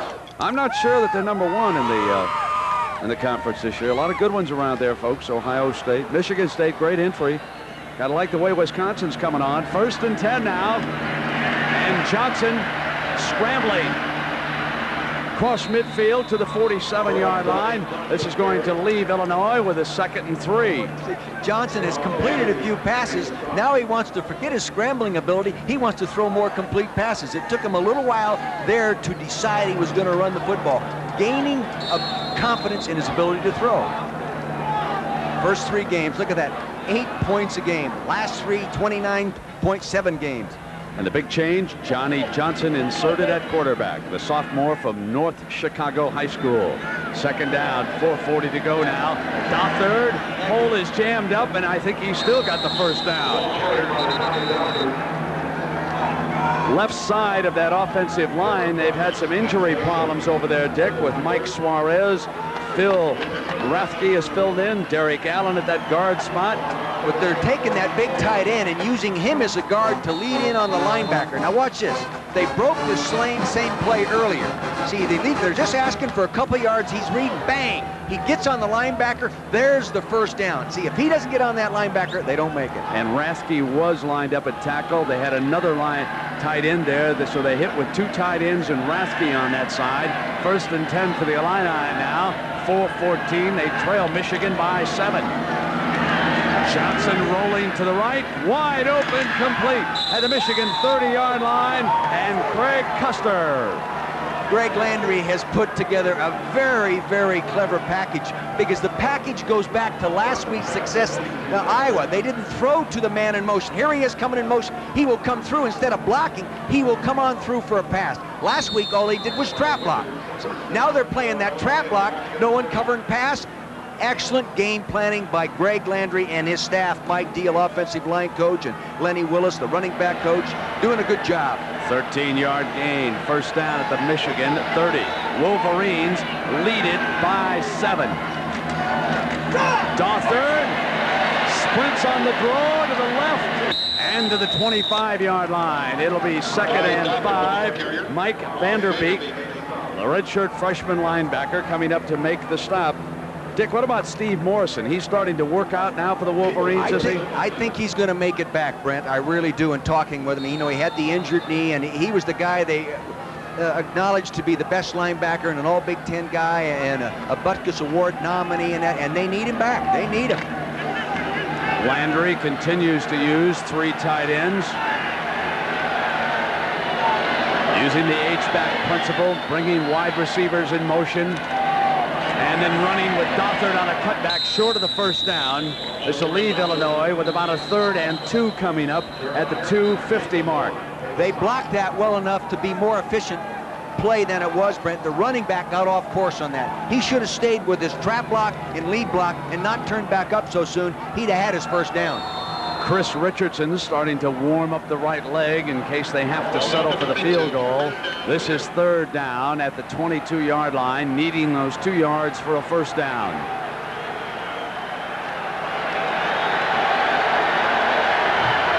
And Johnson has been efficient on 3rd down so far. The toss, and the play was whistled dead before the snap.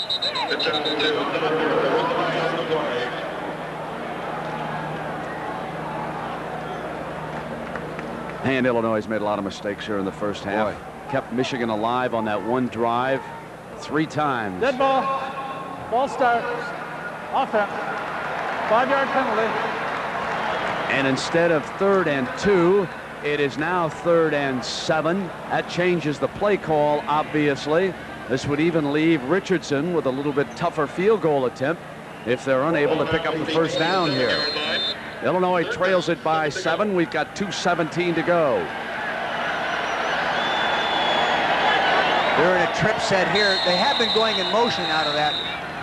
And as soon as the Wolverines see the play, they call timeout.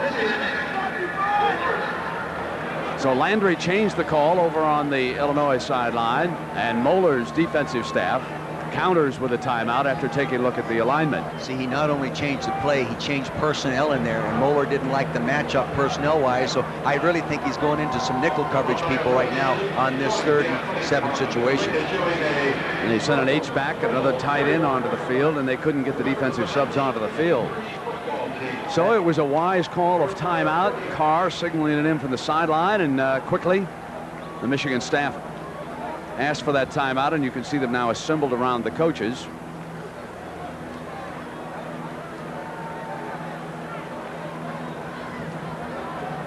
No use taking those timeouts on into the locker room. Intermission. They're not going to do you any good, are they? Not going to help you there. You know, that breeze is blowing a little bit against Richardson, too. Not going to make it any easier if Illinois is unable to come up with this first down. I wonder if the coaches are thinking about at what point they go for the first down on 4th down. How many yards do they need here on 3rd down to get close? You know, the field goal kicker has 8 in a row, so he's kicking with confidence right now. And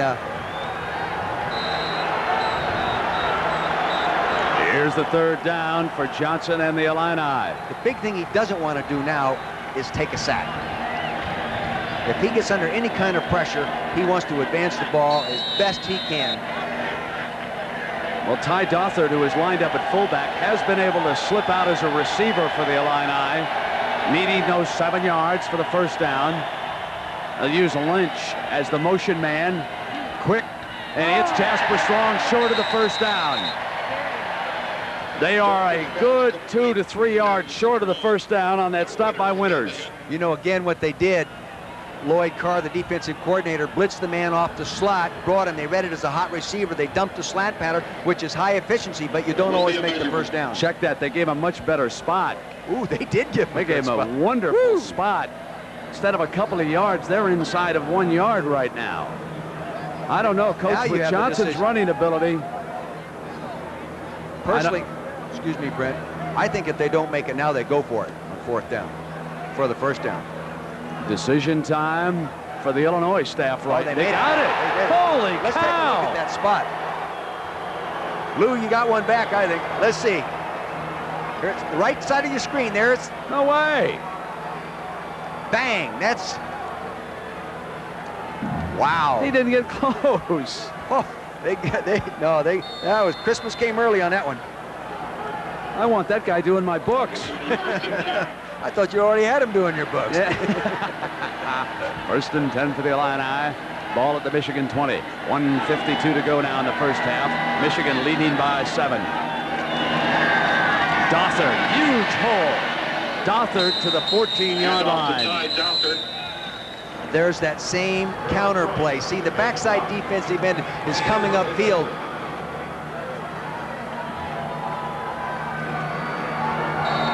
You'll see the right guard, Kerr, number 63, pull. Here he goes. He's going to kick out now. Bang, he gets the kick out. Oh, he actually grabs and tackles him. That's holding. 87 Dilger leading through. That's holding. My gosh, that's holding. Regardless, Dick, 14 carries, 85 yards for Dothert. Second down. You can see the ball is inside the Michigan 15. And Dothert driving toward the 10-yard line, and another first down. Very close now. If that same fellow spots it, it's automatic. They have one timeout left. He's great. I'm going to tell him you said that, Brett. Yeah. Well, they've been so efficient in the last weeks of inside the 20 and putting it in the end zone. Now what's critical, inside of 1 minute and one timeout to go, and a young quarterback who's been a pretty cool customer. He's down to the Michigan 10-yard line. Let's see what the Illini can come up with here. Johnson under pressure with that speed, he'll keep it. Johnson inside the 5-yard line, diving for the pylon. Clock stops at 37.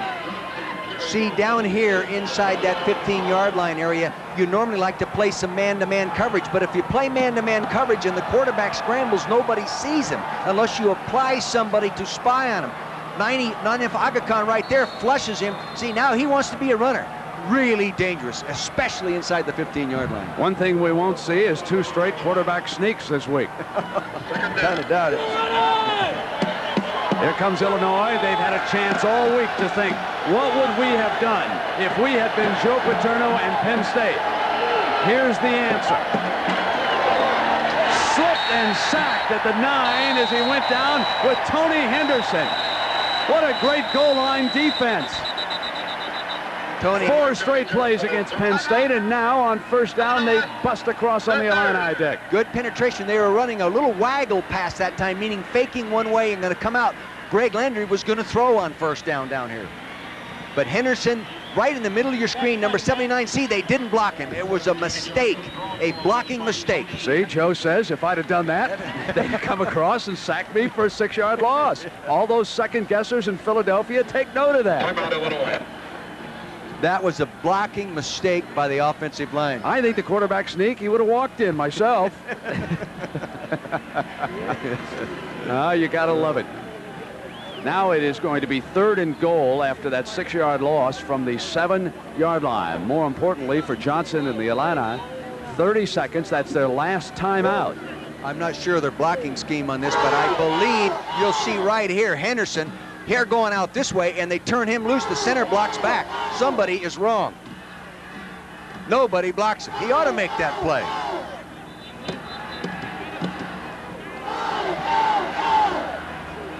I believe it's on Derek Allen, the left guard. I think normally you block that man down. You got 30 seconds, and you got no timeouts. Now, how do you manage the clock so you can try to get off a couple of Greg Landry, having been a quarterback all his career and coached quarterbacks at the Bears, he will put the ball in the air about 3 times in this situation. Well, he's got 3rd down right now. Remember now, Dick, it's 3rd down. He's going to have to kick on the next play. That's right, excuse me. So they've got 1 shot here before they're going to have to go for the field goal. And here it is. Johnson, receivers covered. He'll throw it away. Good job.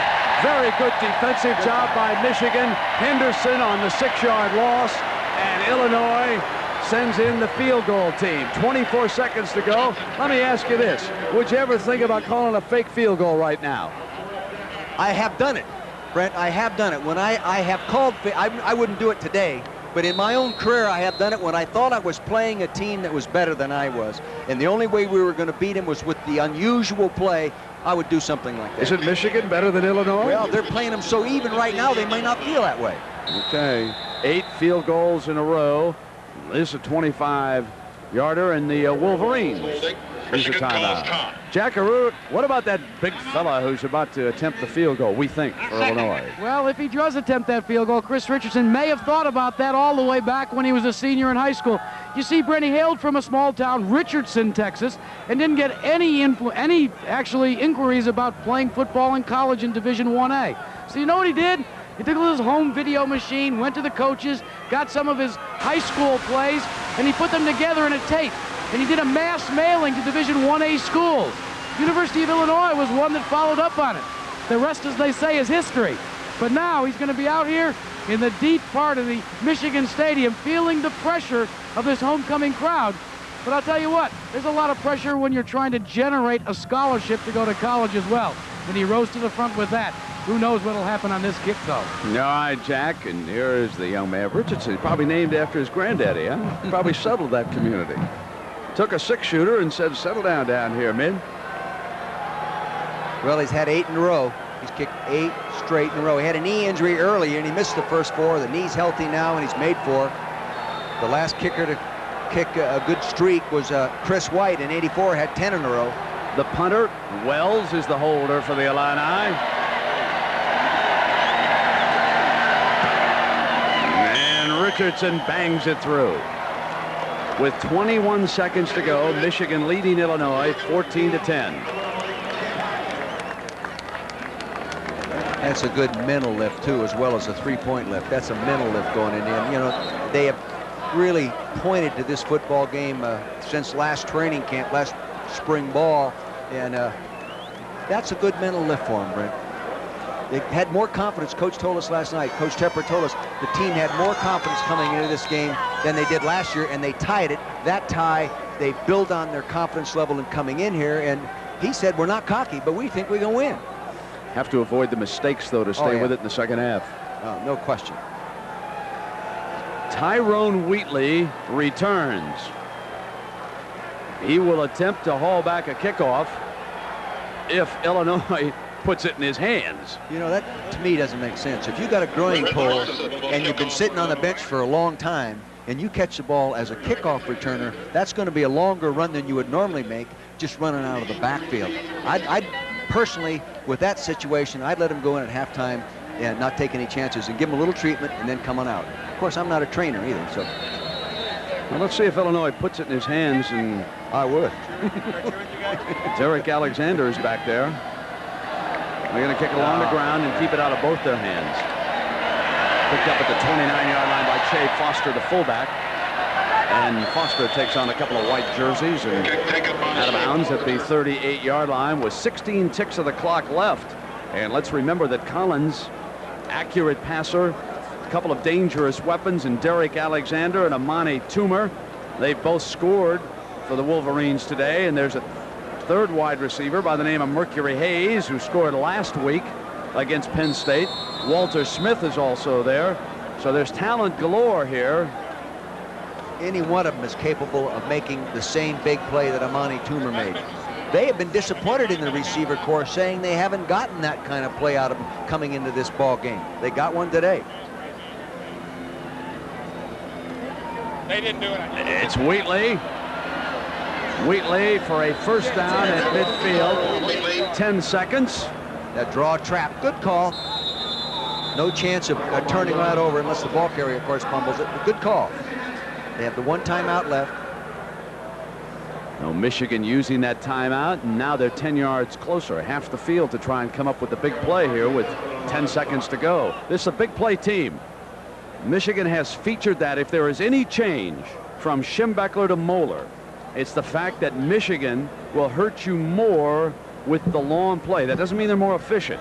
Both teams could be lethal coming down the field working against the clock for 80 yards. But Moeller has indeed put the big play into the Michigan attack. Who will ever forget against Notre Dame when Howard was working in the end zone on 4th and 1 and Gerbeck hit him. Howard winning a Heisman Trophy and making that great catch down there in the end zone. So he's not afraid to go for the big play. You know, we talked to Gary Moeller about what everyone expected from this Michigan team at the start of the season. Here's what he had to say. I think the media really started that thing, and who's a kid to say, no, I don't want it all? Oh, I want to be number 5? No, I mean, we have been there, and it's the same thing as last year. We wanted to sing the victors in Pasadena. That's our fight song. And we didn't just want to go to the Rose Bowl, we wanted to win the Rose Bowl. So I don't see any problem with that as long as you can negotiate and readjust your goals as you go. Trying to go back, and it'll be Collins going deep. Deflected, incomplete. And Illinois picked it off, actually. Patton grabbed it there with 2 seconds to go. Interception by Patton inside the 10-yard line. First interception since the Notre Dame game, but you don't really get mad at the quarterback in this situation. He's doing exactly what you ask him to do. Get it up high. Actually, what it was is Patton just got up higher than the receiver I'll did. tell you what that was. That was a great catch. Yes. What that was. He just won that. He just out-jumped him for it. Take a look at this effort back here by this sophomore free safety. Watch him up in the air now. Get control of this. See, other receivers are waiting for the ball to come to them. He goes to the ball. Balancing it with one hand, gets the other hand up there, and makes the grab. And that'll do it here for the first half. Johnson and the Illini trailing by 4. And in his first appearance here, the young man's playing well. But Michigan with the lead, 14-10. John Saunders coming up. College football on ABC Sports is brought to you by the new Chevy S-Series line of trucks. So new from the inside out. Downs. Marshall Faulk's having a good year. He picked up most of the hype coming into this year, but take a look at his numbers compared to LaShawn Johnson, who's up around 200 yards per game. Dayton and Drake, 28-7 it was, but a big comeback in the game. Meanwhile, in the Mid-Eastern Athletic Conference, Howard and North Carolina. Is Toomer with a huge play, a 56-yard touchdown pass. The key for Illinois, quarterback Johnny Johnson. He took over back on September 25th, midway through the Illini lost to Oregon, and he's been their starter ever since. As a starting quarterback, he is 2-1. Dothard running very well, 89 yards in the first half. Olson, Dilger, and Fisher have been Johnson's receivers. So the Illini, they have not won at Ann Arbor since 1966. Last win down in Champaign against Michigan. I was back, well, you have to go back to 1983 for their last win overall, so it's been a long, long time for the Illini. A year ago, they came in here as 28-point underdogs, and with 16 seconds left, Michigan kicked a 39-yard field goal to wind up with a tie. It's amazing, but Bo Schembechler, when he was the head coach, never lost to Illinois here in Ann Arbor. So the Illini will get the first possession of the second half. Hamilton kicking off for Michigan, leading by 4 and underway the final 30 minutes. And this is Lynch from the 9. Lynch with a hole, 35, Lynch breaks one at midfield, 40, 35, got the angle on him, and running him out of bounds for Michigan is Smith, the wide receiver. What a huge return. Well, they told us last night that he was the fastest receiver, not the most physical guy, but the fastest guy. He hit the crack and spurted. His longest return coming into this game was 44 yards. He got a nice knockdown block right there. He accelerated, he got hit back there, poor safety play right there. Then he just turns on the speed and gets the long kickoff return. A 64-yard return for Lynch, the quickest of the tailbacks. Ty Dothard checks in. Lynch being congratulated over on that sideline. So winded perhaps a bit. They'll go with a one back here to start the second half. They're in striking position. Johnson on first down. A diving attempt, but it's incomplete. A one-hopper fielded at the 15-yard line by Dulick. So it'll be 2nd and 10 now for the Illini, and they're presented with a wonderful scoring opportunity here in the opening moments of the second half. You know, Lloyd Carr told me the other day that he would like to play a more aggressive defensive scheme against these people, but he's really concerned about it because of that scrambling ability. And they're just not experienced enough in the linebacker position to go ahead and lock up people man-to-man. Taking a look at these first half possessions, you can see 9-play drives, 16-play drives, pretty good moving the ball. Now it's Dothard, who had a big first half, and Michigan's defense adjusting with Vanderbeek making the hit. If there's one thing, Dick, that Carr and his staff would have to adjust is to beware of Dothard, the blocking patterns, and how they were springing him open for the big holes. It was really shut that time. Well, the one thing you can do when you're using a wing back and you don't move him, you can slant toward the wing. If they move him in motion and they're running to him like they did, you can then slant to the wing. Michigan is a slanting defense anyway, so they have the mechanics to adjust quickly. Here is a 3rd and 9.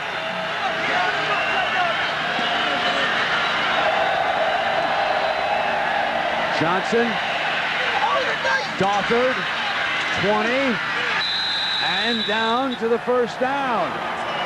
Johnson to Dothard, first down, Illini. Big third down play here for Johnson, and a fine run by Dothard after the catch.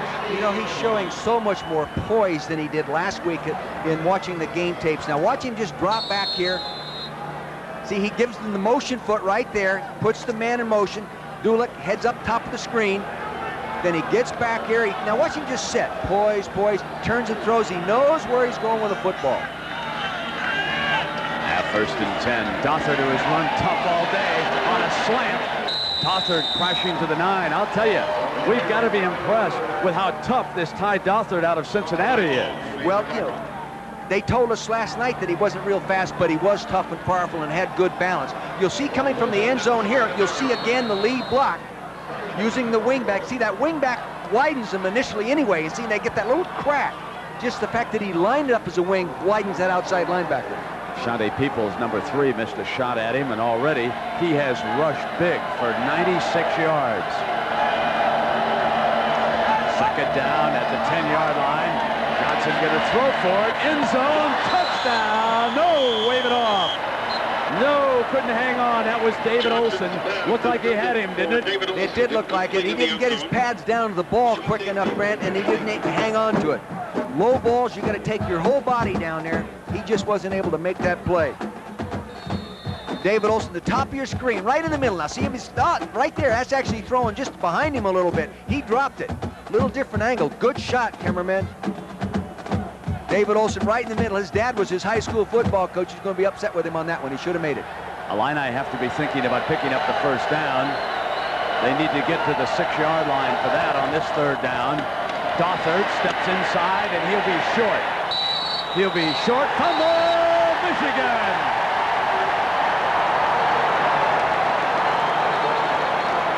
That was that same counter trap. They turned Dothard back up inside the crowd.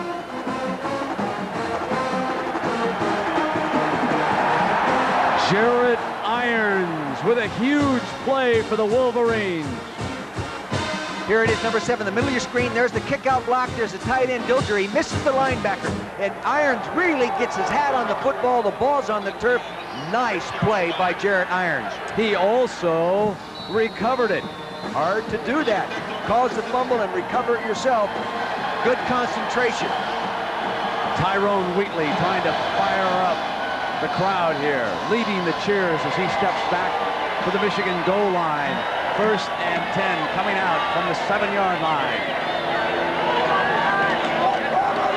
Wheatley steps to daylight.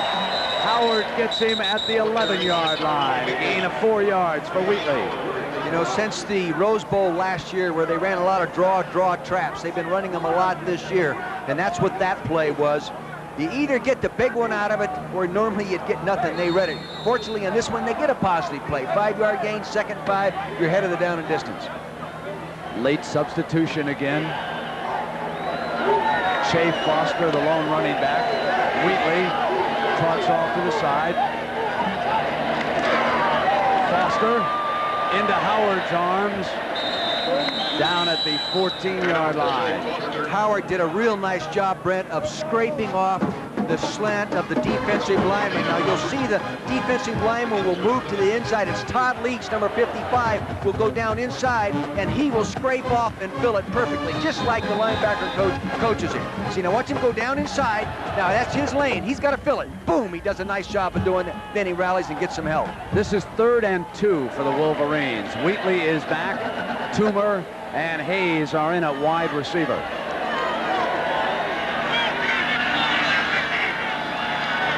Timeout. Collins wants to talk about it after taking a look at the defense.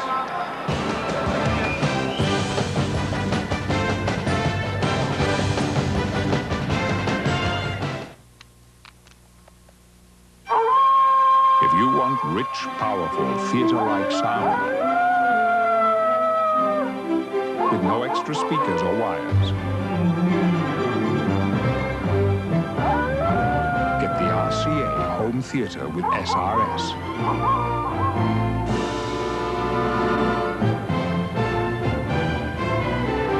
When there's one in the neighborhood, you'll know it. They say Mozart composed from midnight to 7 a.m. Hemingway was at his best before noon. Edison, inspired by the dark. At Compaq, we understand that ideas aren't governed by a clock. That's why we're standing by 24 hours a day, 7 days a week to answer your computing questions. Galileo, definitely a night person. The 24-hour helpline from Compaq. I want the truth, not a song and dance. I want better, not more expensive. I want a car I can afford and like. Hey, I just want my money's worth. Okay, actually, I want more than my money's worth.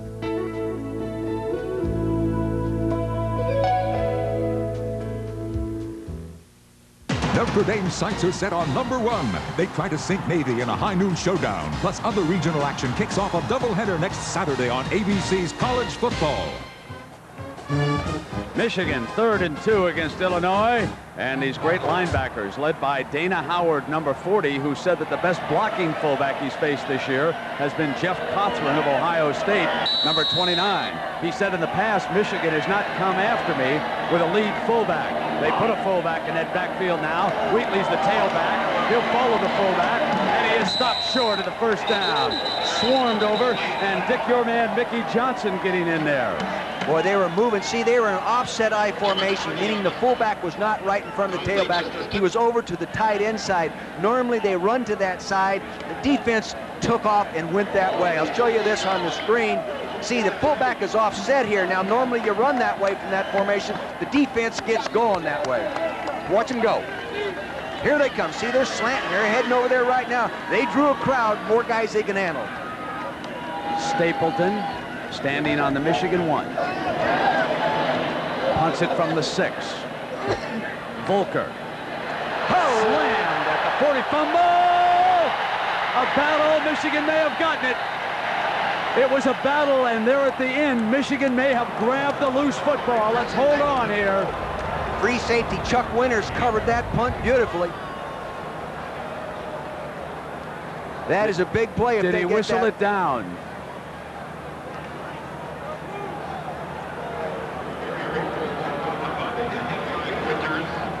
What are they ruling here? They ruled that it was down. Illinois' ball. It'll be 1st and 10 for the Illini at the 47-yard line. Still a very nice play by Chuck Winters, the safety, to make that play. Darn near a big play. So Illini with a break here early in the second half. They could not capitalize on a 64-yard kickoff return. Now that draw play and using Clinton Lynch, the senior tailback, number 28. They have run that now, I guess, 8, 9, 10 times. They're just going to keep running it. Now they're getting it stopped now. That time, 2.5-yard gain. They're probably going to come off with a play action pass soon off that same action. The quarterback keep and throw off it. Well, Lynch, of course, was not in on that last series after that 64-yard kickoff return, and Tepper using him now as Oklahoma comes back after the loss to Colorado to beat Kansas today, 38-23 there. West Virginia again big, still unbeaten. Mountaineers rolling. Second down, ball at midfield for the Illini. Lynch again. No daylight. Dyson and his buddies closed up the hole. Aga Khan, number 90, also there. Excellent defensive play by Buster Stanley, playing on Phil Rathke, the offensive fill-in at left tackle. Now, Rathke came into the ball game as a backup left guard when Suarez couldn't go. The backup left tackle couldn't play, so they had to move him to left tackle. Dyson, number 91, limping back to the huddle. He has been bothered by injuries all season long. Michigan hoping that he would be healthy enough, but he is now playing gimpy again. 3rd down and 7 for the Illini. Johnson will throw. Receivers covered. Johnson to the 45. Now swings outside with Burch. And coming up with Shante Peoples, number 3. Birch had taken away the outside, and Shante Peoples in a foot race brought him down. That was as good as knocking a pass downfield by a safety. Shante Peoples, see, using his running ability now. He wanted to throw it. It's taken away. He tucks it up under. Now, see, he's a running back right now. Off he goes. Now, Shante Peoples playing pass defense, recognizes the scramble, makes the play. Good defense by Shante Peoples. Wonderful story. He's out of Saginaw, Arthur Hill High School. He was a bit of a troubled youngster. A couple of gentlemen with Ed Perriard showing interest in him, Coach Jim Urich, and timeout will be called. They didn't have enough time to get it off. So on 4th and short, we got a timeout, and we'll be right back. You know, if life were perfect, women wouldn't talk during the bottom of the night. Yeah, and magazines would never smell like perfume. No. See, if life were perfect, potato chips would cure hair loss. Dogs would walk themselves. And algebra, it would actually come in handy. Well, hey, at least there's Amstel Light. It's only 95 calories. Yeah, but it still has that real imported taste. Nothing's missing. Amstel Light is a great beer. Look, if life were perfect, you'd buy the next round. All right. I'm buying. You got a camera?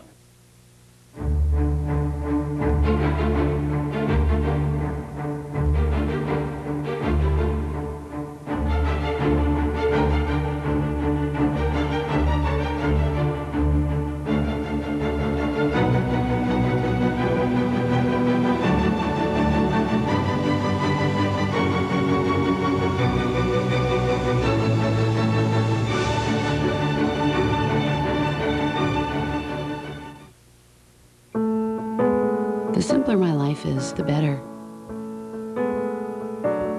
I don't need more stuff. I need good stuff. I sure don't need a car that costs as much as my parents' house. I think my car should be an ostentatious display of common sense.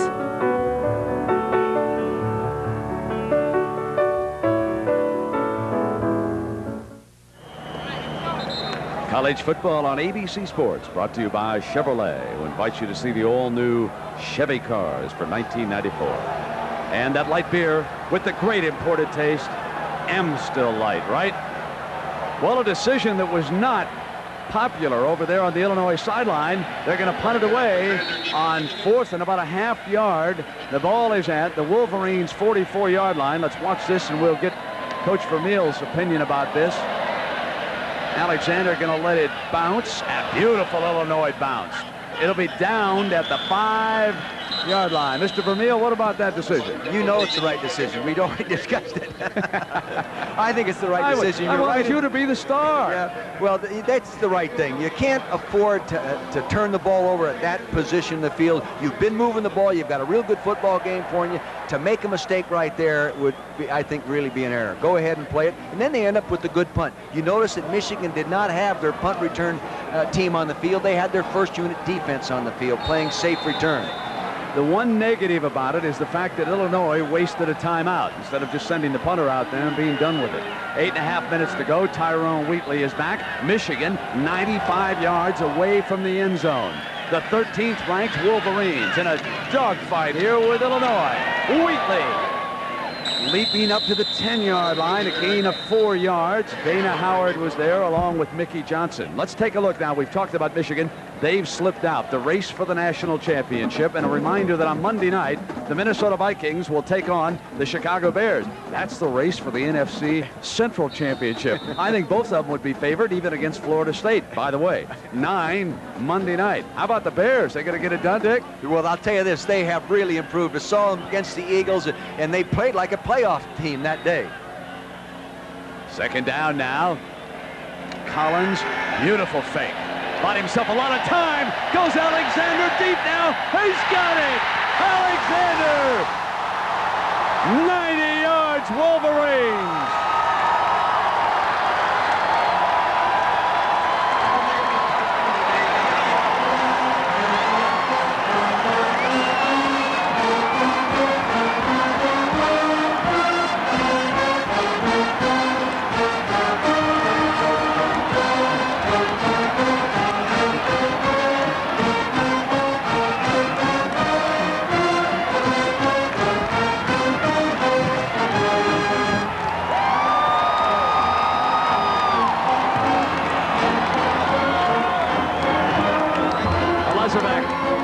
for the extra point.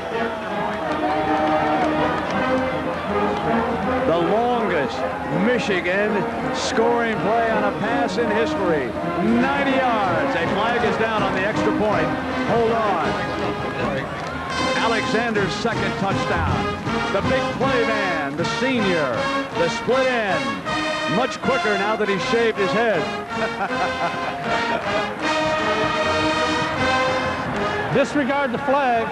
The defense encroached on the neutral zone, causing the offense to react. Put it up. There is no foul by rule. The down is on the try. He is a touchdown producer, Brent. That's his 21st touchdown reception in his career. And that's unbelievable. That's a 1-in-6 touchdown ratio. Jerry Rice doesn't do that. The reason why they've got to kick it over is I forgot the referee had blown the whistle already on that. So here's the explanation. Oleszewicz said, I'll do it again. I'm on my game today, and he does. A little bit wobbly. So it's a 10-point advantage on the Alexander catch. When we come back, we're going to show you Alexander the Great one more time.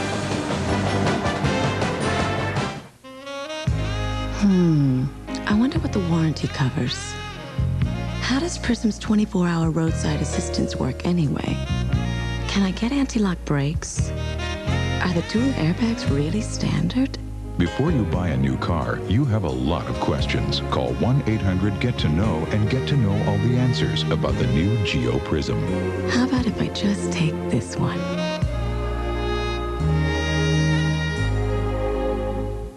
Old Spice asks, where do you go to test your endurance? New High Endurance, with an odor-fighting formula so long-lasting, not even the leading stick can keep up. High Endurance delivers. For better odor protection, get the better deodorant stick. Demand proof. Get New High Endurance. Hitachi. They make, Oh, great shot. Now, what was I saying? Hitachi makes camcorders and 20,000 other products worth celebrating. Hitachi. Lasers. Satellites. Cellular data networks. What exactly have we launched here? UPS Total Track. The only tracking system that can confirm delivery of your air and designated ground packages coast to coast in seconds. Package was signed for at 9:26 this morning by Mr. The arms race may be over, but the package race is just heating up. Dick, until this play, the longest record was 83 yards. Rick Leach to Jim Smith. Now the Wolverines go 90 yards for the scoring play. We'll get an opportunity to take another look after the kickoff here to Illinois. 21-10 is our score. Volker and Mosley back for the Illini.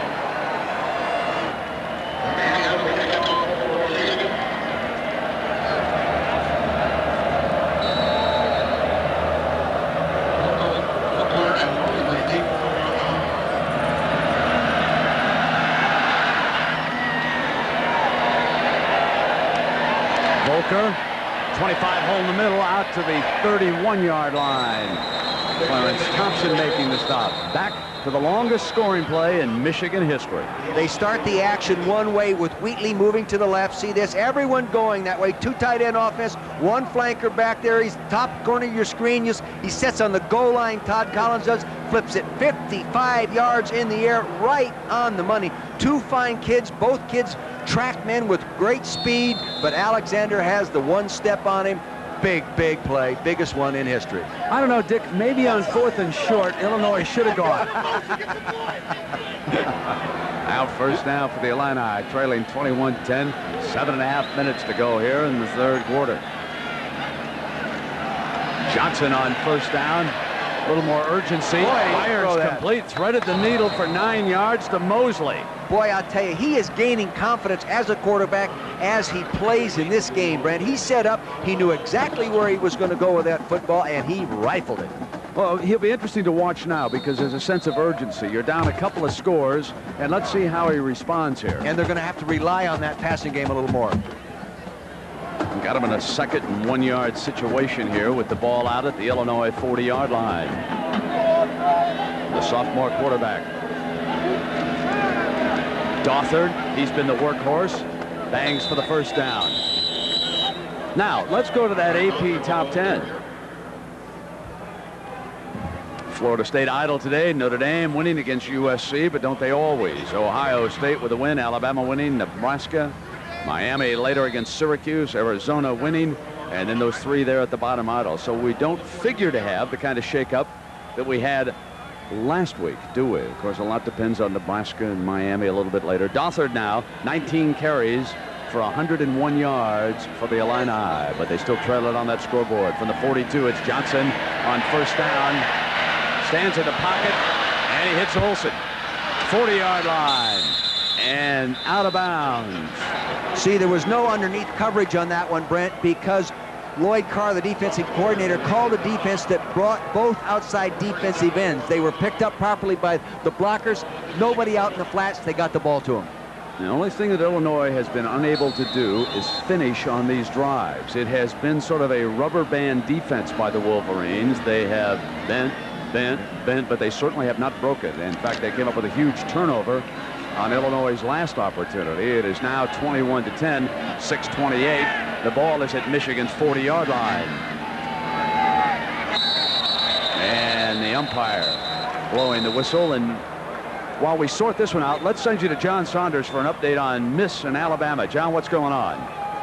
Well, Brent, Jay Barker was knocked out of this game, so his replacement, Brian Bergdorf, to the end zone. Alundis Bryce picks it off, and Ole Miss is marching back. They trail 9-7. Brent, back to you. All right, John, tough game down there in the Southeastern Conference. First time that Alabama has ever played. This 5-yard penalty goes against Illinois. They have been hurt by penalties all game long. 1st and 15. Engel, the center, getting ready against Henderson. Johnson rifles it complete to the 39-yard line, but this will leave them with a 2nd and 9-yard situation. Dilger, the receiver. Not a bad decision, though, just trying to get pieces of the yards back at a time. Now, again, that was the motion man, Dilger. He had slipped when he turned in on his hook pattern, and he was down on his knees, and he threw it right where he had to throw it. Well, it's going to be Johnson's arm working against the clock. He has avoided the big interception today. Throws a nice pass. That's the surprising thing about him. He really throws the ball well. The other thing he's avoided is the sack. He's very quick feet, and when he's under pressure, he's been able to circle away. Dothard, penalty flag is down, indicating holding. Dothard on a cutback. Dothard cuts inside. Johnson was standing there giving somebody to block. I don't know what to do back here. Ty Law. Well, they called holding right away, right on the snap. Somebody grabbed somebody. Another penalty. It's been the biggest problem as you take a look at the Big Ten. Huge year for the conference. The addition of Penn State. Ohio State staying unbeaten. And Wisconsin still unbeaten, tied with Ohio State. They'll play a night game at Minnesota. The Badgers, though, coming up after tonight, they'll have back-to-back games against Michigan and then Ohio State. Both games are in Madison. And this is a team that, of course, wants to go back to the Rose Bowl. They beat Washington last year. The second-place team goes down to the Citrus Bowl in Orlando. They'll take on a runner-up from the Southeastern Conference. So it was nice to see some of the Bowl folks around Ann Arbor here today. Johnson taking off, the pocket collapsing. Now he throws it out of bounds. Did not take the sack. That should be intentional grounding. He threw that out of bounds. Dick, didn't they make that legal in college football? Can't you throw it away like that? No, NFL, you can avoid the sack by doing it, but in college ball, you throw it deliberately like that, it's still a penalty, Brent. I thought there was a liberalization of that rule. 5-13, 21-10. Alexander lets it go into the end zone for the touchback. So next Saturday, regional doubleheader coming your way. Get a hold of those pay-per-view, folks. You're going to need them. Notre Dame against Navy. Home game for Mr. Dick Vermeil next week. Georgia, Florida will also be in our menu. Then the second game of the doubleheader looks like this. Big one here in the Midwest. Penn State, Ohio State. Nebraska plays Colorado. That's big in the Big 8. And USC, California. Todd Collins trots onto the field. Notre Dame huge over USC. That is 11 straight wins. 11 in a row for the Fighting Irish over USC. That's hard to believe, isn't it? Lou Holtz has not lost to them.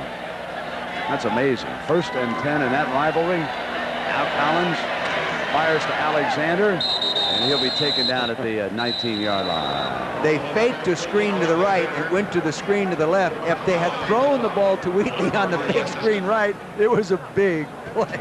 Let's go down to Jackaroo, Jack. Well, Brent, I'm with a guy that played for the Michigan Wolverines for 4 straight years and now plays for the Washington Redskins, although he's on injured reserve. Center guard Matt Elliott. And Matt, what about the play of this year's Wolverine team? I think they're coming back. They've had a couple key injuries that have hurt them, but the offensive line is pretty young, and that's the heart and soul of every team. Brent, I'm going to tell you the rest of the story after this play. We're coming right back. Went to school with his daddy at Northwestern. Had a brother here, huh? Stacked up by Wheatley at the 19-yard line. Back we go to Jack. One bad thing about being a little guy standing next to a big guy like this is you really get intimidated. But you're right, Brent. That's what I wanted to tell you about. You see number 63 here? That's his little brother. They call this guy Gerber because of his face like a Gerber baby. They call him Bubbles. What about Bubbles? Used to be the long snapper. How come not anymore? He tore his ACL in the spring and during spring ball, and 6 months later he was ready to play, but they're a little apprehensive right now to put him in. Well, good to have you, and hope we get these Redskins back doing better when you get back playing. Brent? Richie Pettibone will settle for that, Jack. Here's 3rd down and 11 for Michigan. Collins. Great work by the offensive line. Collins coming over to the right side. Mercury Hayes incomplete. Michigan punting away, leading 21-10 here at the 3:30 mark. So there's the younger brother, number 63. Boy, they've had some great offensive linemen come to this school, haven't they? Now Stapleton standing back on the 5. Nice Volker to the 36. Nothing doing. 44-yard line. So Michigan leading Illinois 21-10. The Wolverines having lost in the conference to Michigan State this year and out of the conference to Notre Dame. Illinois having lost in the conference to Ohio State. The other thing right now so far Illinois has not done offensively, Brent, they have not tried to go deep off any kind of play action. They've thrown the ball medium and short, but they really haven't tried to stretch the defense and go for the big play. It's about time they try it. Will the offensive line give Johnson enough time, Dick, to do that? With good, strong play action, make those defensive linemen read run, he'll get the time. Well, let's see what they come up with here on 1st down. Here's the fake, but Dyson is coming hard. Dyson pursuing the quarterback. Incomplete. Olsen, the intended receiver. Not much time that time. Dyson came hard off that linebacking spot. But he did do one thing. He backed those corners up, stop him from squatting on the next 2nd and 10 or 3rd and 7, Brent. He backed him off, and he went deep. I think that's the first time they have done it today. You know, I want to go back on Shante Peoples, that wonderful story about him out of Saginaw, out of Arthur Hill, and how that defensive back for the Wolverines used football, really, to save a life that he admits was quite troubling. And here he is, one of the stars for the Wolverines, doing an outstanding job. 2nd and 10. Johnson, hands to Lynch, across. Oh, he was down. He was down. At the 49-yard line, he was whistled down. This will leave Illinois with about a 3rd and 4. You know what you were talking about in regard to Shante Peoples is not a limited example. As we move around these college campuses, especially this year through the Big Ten, and talk to different kids, a high school football coach, an opportunity by a major university given to him has really set him straight and got him going. One of the biggest changes I see in the Afro-American community is the mothers and fathers who have children attending college. 2nd generation now. It's a huge breakthrough, and it's a story that's going untold by a lot of the media. Here now is Johnson again, throwing deep to Strong, incomplete. And Strong complaining that Birch interfered with him at the 5-yard line. That is marshmallow heaven down there in that corner. Look at those marshmallows down there. If we were hungry, we would know where to go to eat. I'll tell you that. They were all directed at Jack Arute. He was supposed to be the star of the Mud Bowl. We'll show you that here this afternoon. Now the punt by Floyd Wells, and Alexander from the 10. Slammed at the 9-yard line, and a penalty flag. That's unfortunate. The defensive player came back, got in a little bit late, and the penalty flag was thrown because he came across with the forearm. Now we're going to sort out this personal foul, and we'll send you to John Saunders. John? Brett, North Carolina and Virginia playing for the #2 bowl bid out of the ACC, and Charles Way on 4th down over the top of everyone for the touchdown. They now lead 17-10. Brent, back to you. First down.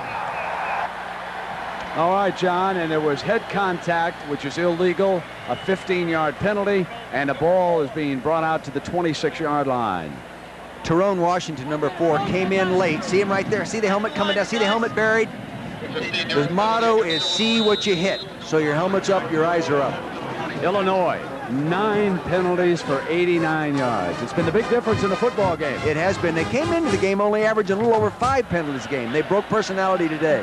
Wheatley's back. It's a 21-10 Michigan lead, 2:17 third quarter. And it's Wheatley stepping high over a would-be defender.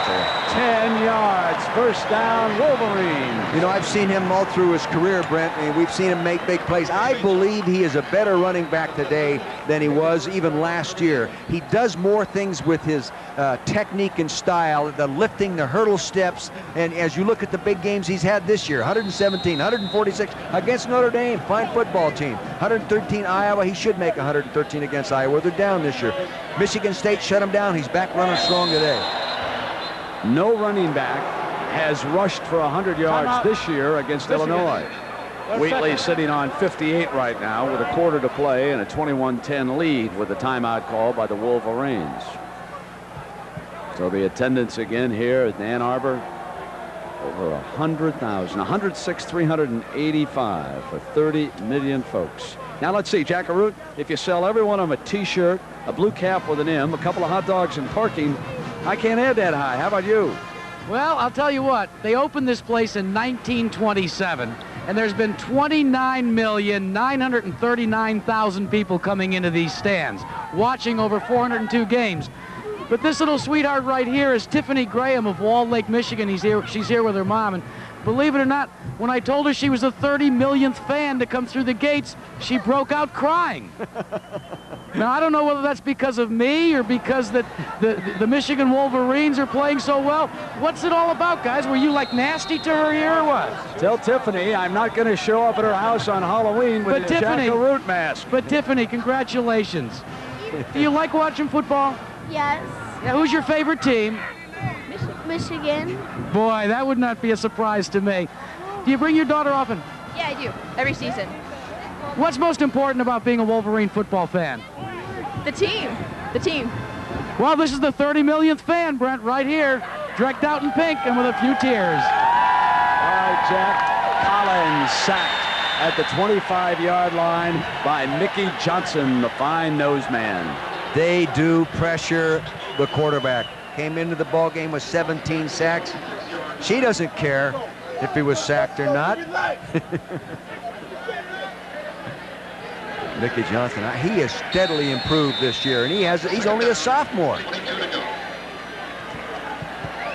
A 12-yard loss on the sack. 2nd and 22.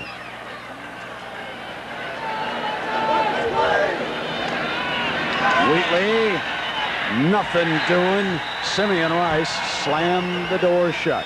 John Saunders, what do you got? Well, Brent, the question is, how good is David Palmer? Lining up at quarterback this time. He played that position in high school. 54 yards on the money to Kevin Lee. Gets Bama down to the Ole Miss 8-yard line where Sherman Williams scored on the next play. Of course, remember David Palmer in the 2-point conversion last week against Tennessee. Brent. What a wonderful moment that is for David Palmer. Hold on, don't wrap up that Heisman and ship it to Tallahassee quite yet. Palmer still wants to be heard from down there. Now it is 3rd and 24. Diving reception by Smith at the 30-yard line. Michigan will punt.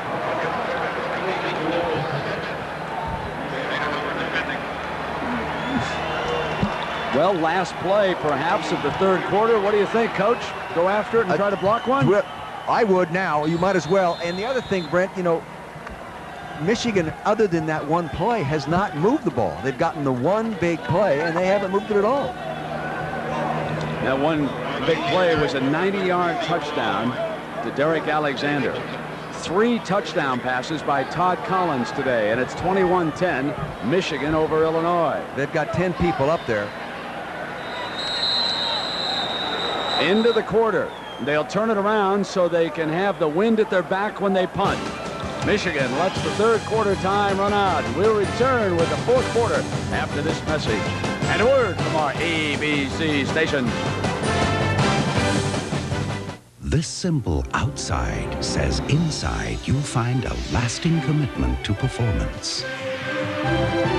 The Intel 486DX2 processor, power for today's hottest software, and the Intel Pentium processor for the next generation of compatible power.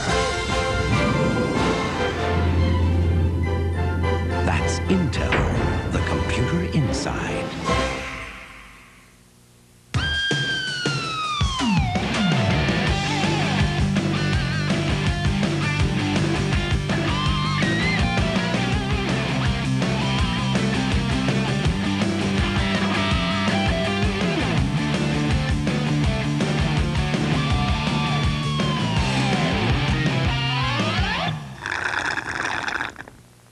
Camaro. What else would you expect from the country that invented rock and roll? Tuesday. I got no problem working with you. They were drifting apart. You sure? Till danger brought them together. Freeze! Tuesday, NYPD Blue. Viewer discretion advised.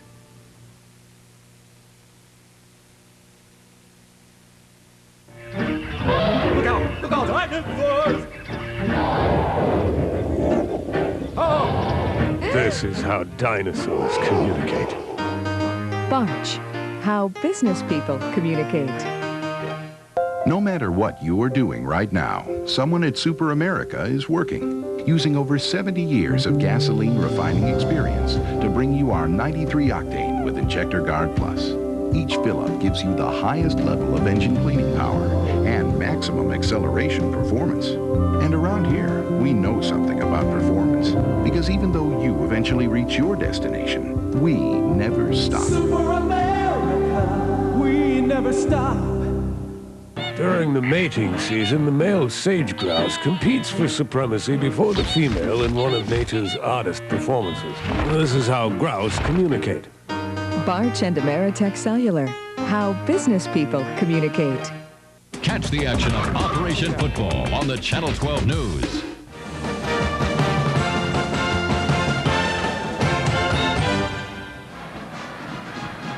With the ever-popular Jack Arute and Dick Vermeil, I'm Brent Musburger. Final 15 minutes. Michigan 21, Illinois 10. This is a fourth down. Michigan will punt it away to the Illini, who have not won in Ann Arbor since 1966. No, they're going for a return, not a rush. Volker runs up. 30. 35. 40. 45. Midfield. 45. Volker still going. Wonderful return to the 41-yard line. Tyrone Wheatley. That was a beautiful wall they set up that time, Brent. First off, the punt was low, and it wasn't in the air long enough for the coverage to get in there properly.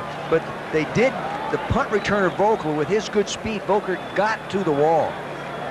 That's amazing that Wheatley is coming downfield on your punting team to making the stop. I wonder if they were thinking about some kind of a fake situation. I don't know. Here's the wall. See the white jerseys forming the wall to the outside of the left? Now they peel back. See, there's a little wall right there. Everyone careful not to commit a foul. Now Volker cuts back. Here's Wheatley making the tackle. He must not be hurt too bad in regard to that groin injury.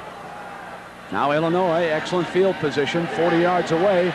Gothard, left corner, gets it turned. Gothard bangs for about 9 to 10 yards on that first down carry. He may have been spotted it there for a first down.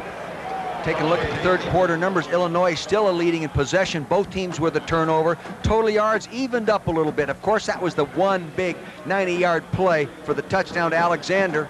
Game pretty even. Rushing yards, Michigan 36 yards rushing. Last week, Wheatley had 192 by himself. Today, they have 32 yards. Give the credit to Illinois defense. First down on that run by Dothard. Ball at the Michigan 30. Johnson steps away from pressure, fires complete. And that's to Jasper Strong, who was battling for a first down after the reception. Birch and Winters are the defenders for the Wolverines. Johnson has gone beyond my expectation in watching him in the last game tapes, Brent. He really has performed with more poise and awareness of what he's doing with the football, never looks panicked. You have to give the coaches at Illinois a lot of credit for this performance. 2nd and 1. The ball at the Michigan 21. Dothard for the first down. You know the story about Johnny Johnson, when he didn't win the starting job, he was going to transfer. He told me last night that he was so disappointed about not winding up with the starting job that he was going to get out of Illinois, go someplace else. He called his father, and his father said, "Johnny, hang in there. Don't quit. Don't walk out now. You'll get your chance." And sure enough, a couple of games into the season after that, he did get his chance. And is this young man from North Chicago ever making the most of it? 1st and 10, the ball inside the Wolverine 20.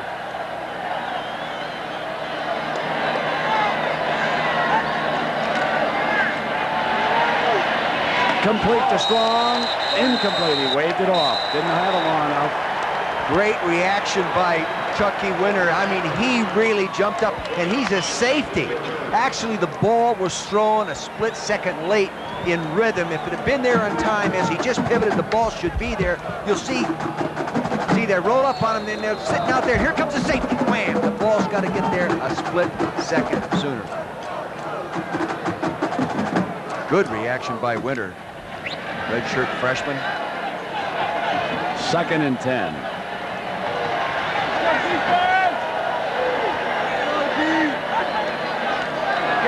Johnson. He's got Dothard standing there at the 20. Steps away from a defender. And Dothard, who should have been tackled for no gain, makes about an 8-yard pickup before Winters pushes him out. And Brent, you used the term should have been tackled. That's right. Trevor Price, a true freshman, comes up there excited to make the tackle, and what does he do? He does not widen his base. He does not come to balance. He misses the tackle. So fundamental. You've got to do those things right when the ball's in the hand of a good running back.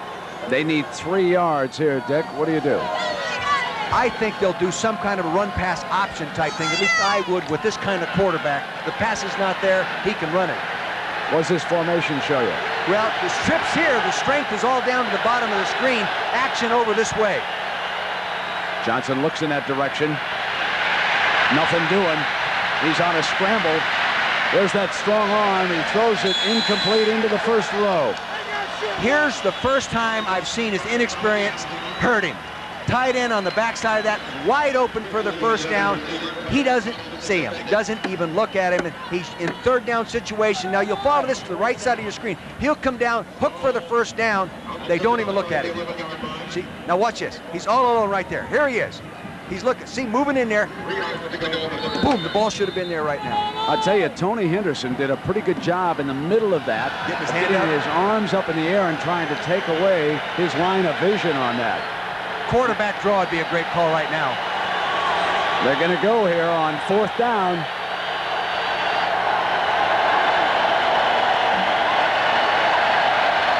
He's got that close to the first down. Ken Dilger.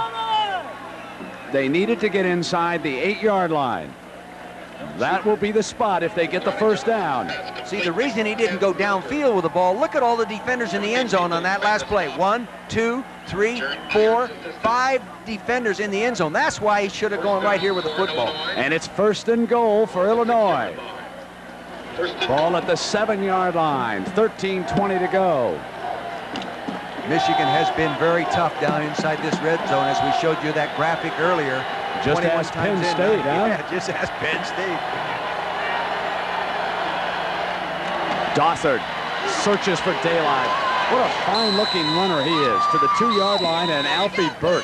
Let's give some credit to the backup left guard who's starting and playing left tackle.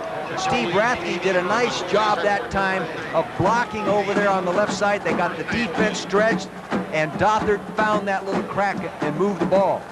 Good blocking by Phil Rathke. 116 yards rushing for number 7. Freshman Ty Dothert of Cincinnati today. Ball just outside the 2-yard line. Second down and goal. 12:25 to go. This is a good time to throw it, Brent. Real good time to throw the ball. Dothert short of that end zone. Boy, I mean, they are tough to penetrate up inside. I mean, they proved that last week, and it was no fluke last week. Tony Henderson and Jason Horn, Buster Stanley, and Naif Aga Khan did an unbelievable job as defensive linemen in that goal line stand. No sense in going in there and getting a headache right now. Henderson again here with the penetration on that play, huh? Now it's third and goal. What do you do, Dick? He will throw it. I think Greg Landry will throw it. I really do. He has a couple real clever play-action passes he told me about last night. Let's see if they get in a wing formation. Concentrate on number 80, David Olson, the right wing back. Concentrate. Oh, they're going to trap it. Dothert dives for the touchdown. Touchdown on a 1-yard run by Ty Dothert. That's an old Dallas Cowboy play where they use the wing back to come in on trap.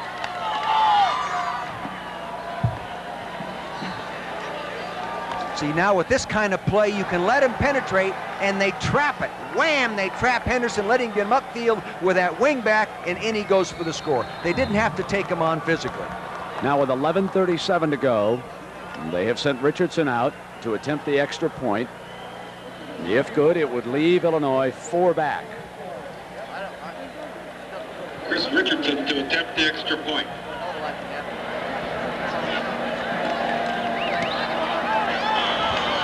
And that's what happens. Richardson adds the extra point. Illinois very much in the chase. They haven't won here since '66.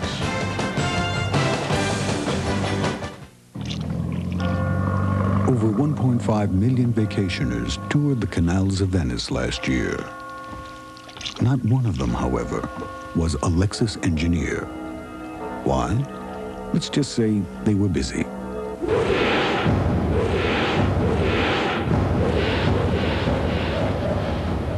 The 1994 Lexus ES, improved, revised, refined. In a word, new.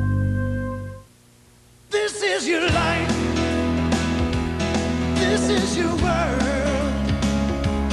This is your chance. You gotta be there now. Since Sprint is the only global phone company that offers everything, local, long distance, and cellular, it means with Sprint, no matter where you go, there you are.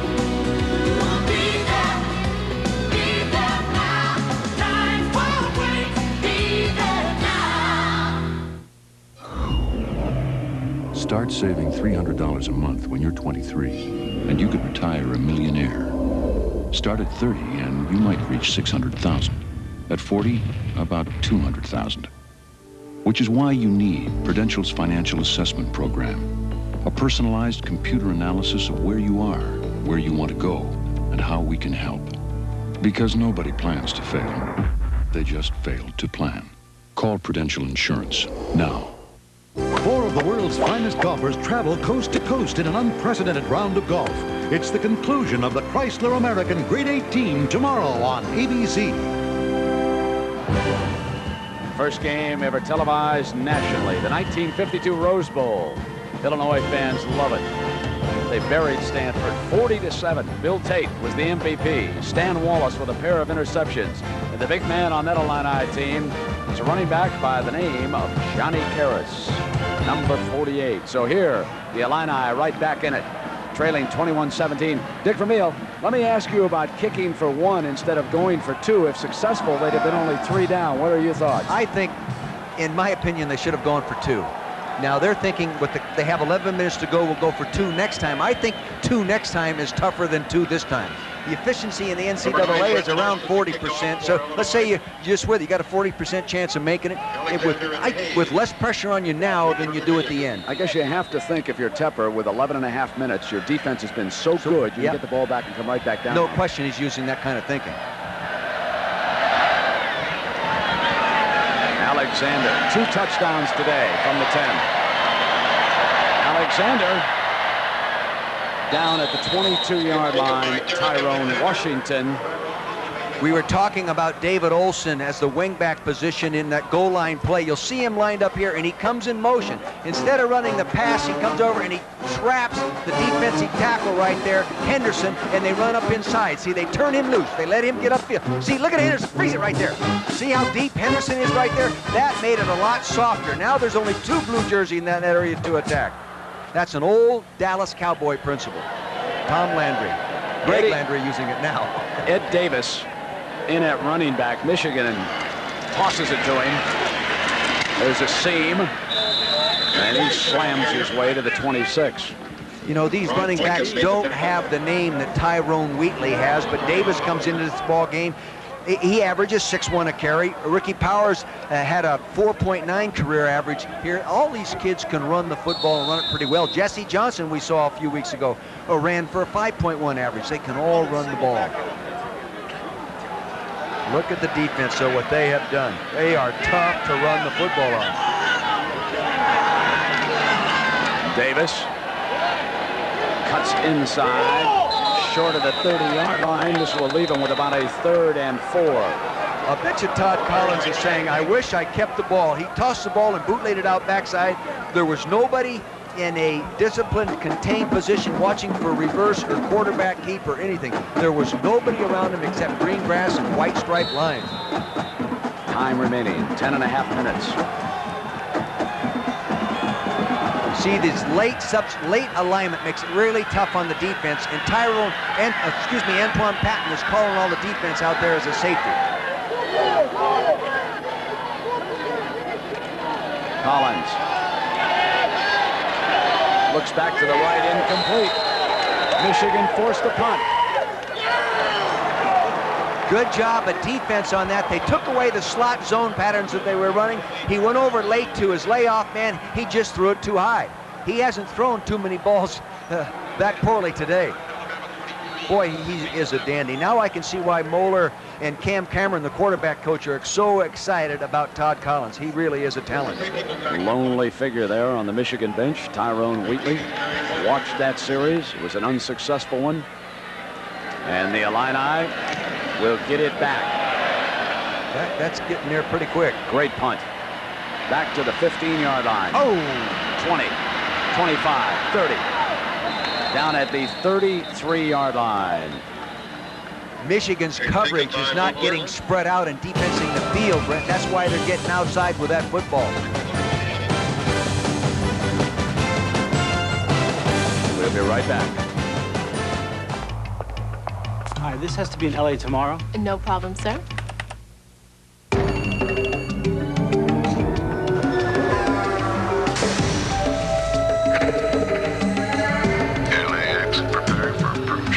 With express mail from the Postal Service, you're never left in the dark. Yes, your package is in LA and will be delivered. Morning. From just $9.95, we track, we trace, we deliver for you.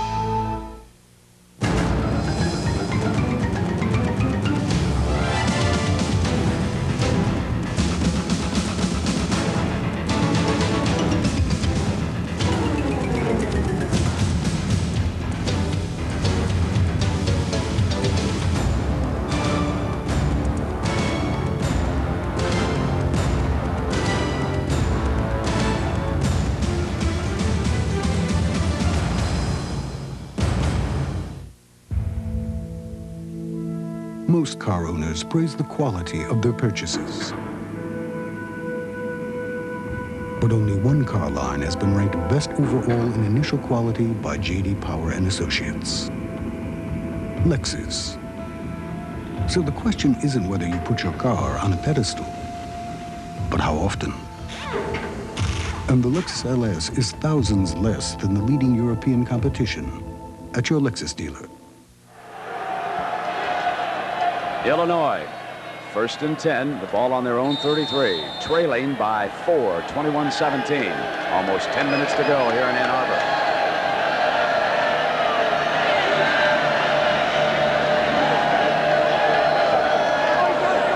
Johnson, Dothard, and Dothard to the 44, and this could be another first down. He's pulling out all these little clever things. That time, you make a little play-action fake and then just drop the ball back to the backward fake to and a little check down, and he moves the ball 10 yards for a first down. Second half possessions, Illinois has ended every possession in Michigan territory.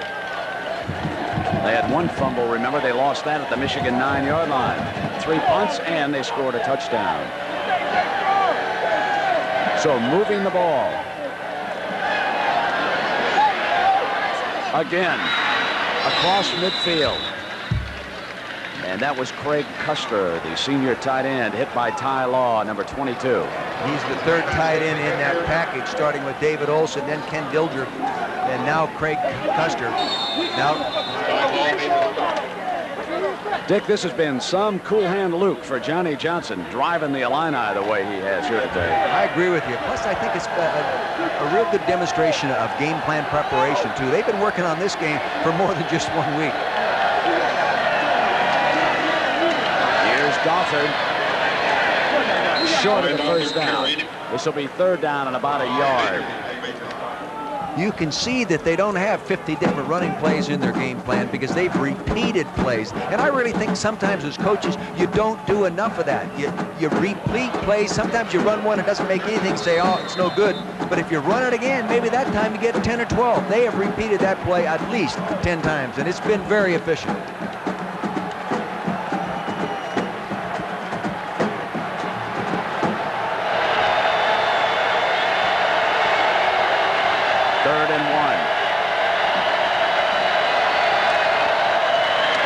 First down, Illinois. Real good surge by Greg Engel and Derek Allen, the offensive left guard and center. They created that little bubble for the first down. Nice surge by Greg Engel and Derek Allen. Tonight on ABC, Cher and Winona Ryder star in the network premiere of Mermaids. Excellent Saturday night movie coming your way. And Tony's wife is framed on an all-new episode of The Commish coming up tonight on ABC. If you haven't seen Mermaids, catch it. Good movie. And during the commercials, go catch what the Jays are doing. 1st and 10.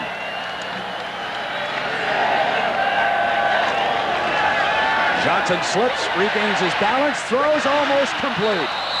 Oh, here's something. Losing his balance, still managed to fire it off. You'd never know that he's only starting his 3rd, 4th game for the Illini. Showing great composure. See, Custer that time did not expect the ball to be coming to him. They wanted to go deep back to the left side of the formation there with a one-on-one situation up there. Couldn't get there because it broke down after he slipped, and then he just popped it to a shorter receiver, and he was pretty close, threw it pretty hard. But the receiver, Custer, did not expect the ball. And they're about 2 yards away from that new sod that was put down here at Michigan Stadium. That sod is holding up very well here today. Penalty flag, incomplete. Illinois, I believe, was offside. I think that Dulick broke the snap count and was offside on the play. There were, however, a couple of flags, one on each side. I know, well, Dilger was one of them, the big tight end. He jumped early. Then he tried to freeze, but he was already across the line of scrimmage.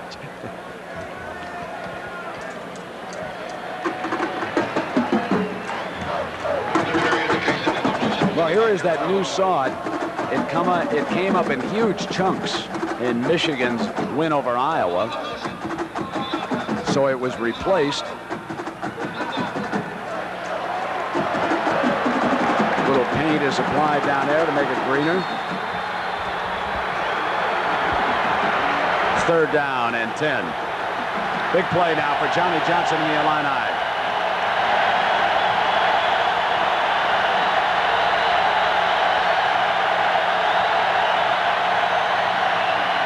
Johnson under pressure, slipped again and gets away from it.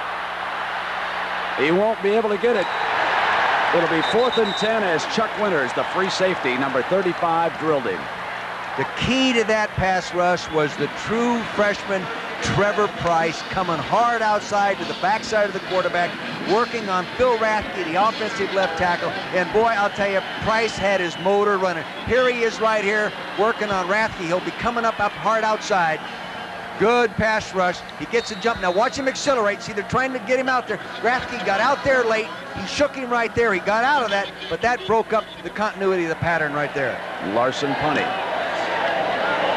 Booms it high. Hits on the 5. Michigan buried back on its own 6. 6:45 to go. Michigan leading 21-17.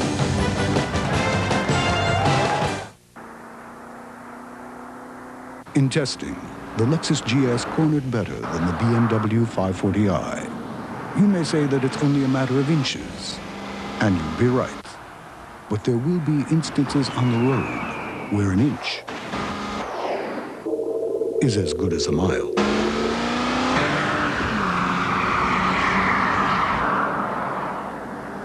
And the GS is thousands less than the 540i at your Lexus dealer.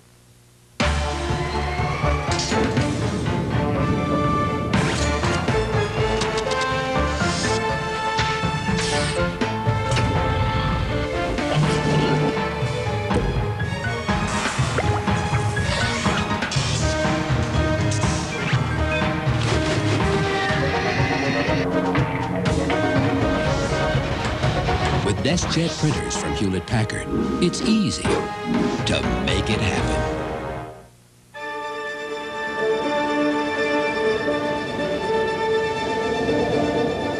The RCA Home Theater comes with a new optimum contrast screen for blacker blacks, brilliant whites, and a picture so clear and bright you'll feel like you're really there. Oh, forget Illinois, Michigan. This was the big one. The Phi Delts in the Mud Bowl. And can that be? Yes, it's our Jack Arute. Come on, boys, let's go against these SAEs. Hey, Jack took the sack. Oh, that's it, lateral off. Here we go, the Phi Delts making a big move in the Mud Bowl. Nice pitch from Jack Arute.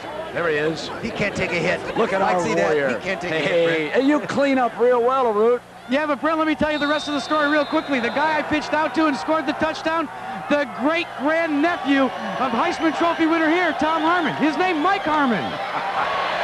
Well, they could use Harmon right now. That's Ricky Powers getting the carry. Tyrone Wheatley has not played since he made the tackle on that punt. He's sitting all alone down here in front of us on the Michigan sideline watching. Injured groin was the report in the first half. And you know he's hurt now or he'd be out there in this situation. This is crunch time. 2nd and 3.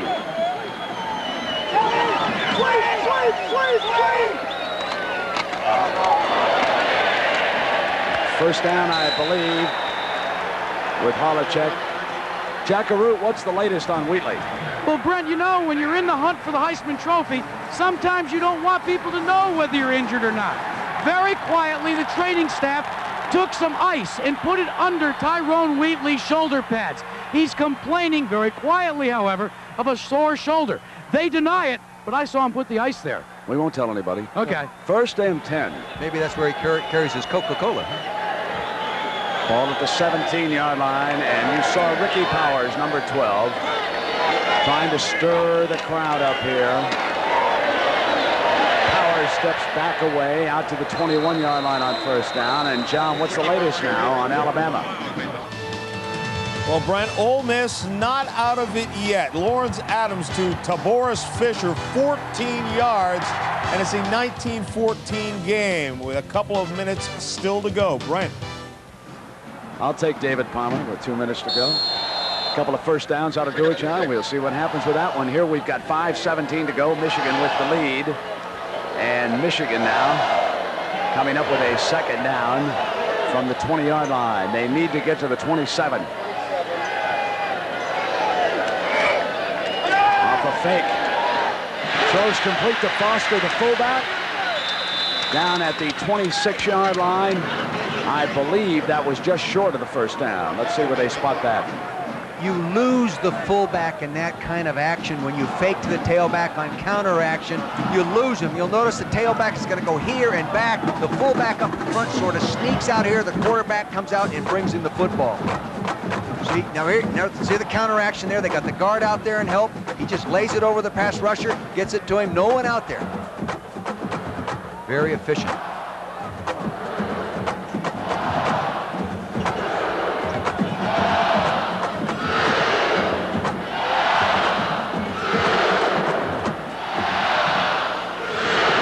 Inches.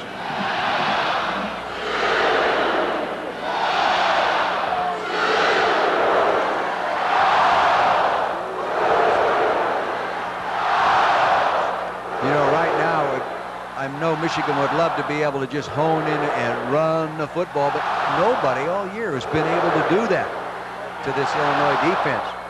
You can see by this graphic, only 2 teams are rushed for more than 72 yards. Arizona, who's one of the better teams in the country, and Ohio State is one of the better teams in the country. Here's a huge third down. Powers. And hit immediately. Hardy and Holasek all over him. It will be close. Good penetration right there. Hardy will get penetration.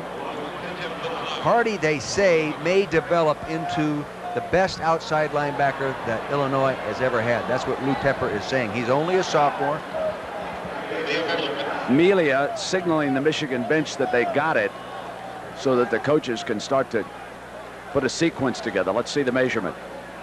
No, they did not. No, they did not. Now 4th down, and Moeller checks the clock, 4:36. So he did not get the spot in that situation. No question about what you've got to do Coach here. Tepper, yeah, you got to punt the football. Everybody here. Lou Tepper saying, get over here, I want to discuss this.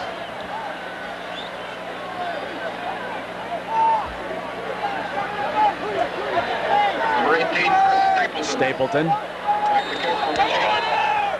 And Volker is number 19 for the Illini. Stapleton has punted quite well here today. Needs one now. Powers is the up back. Illinois is in a defense, not a punt return. That's a low punt. Volker at the 34. Shakes a tackle to the 45-yard line. Illinois 55 yards away, trailing by 4. Field goal won't help them. They got to go all out for the touchdown.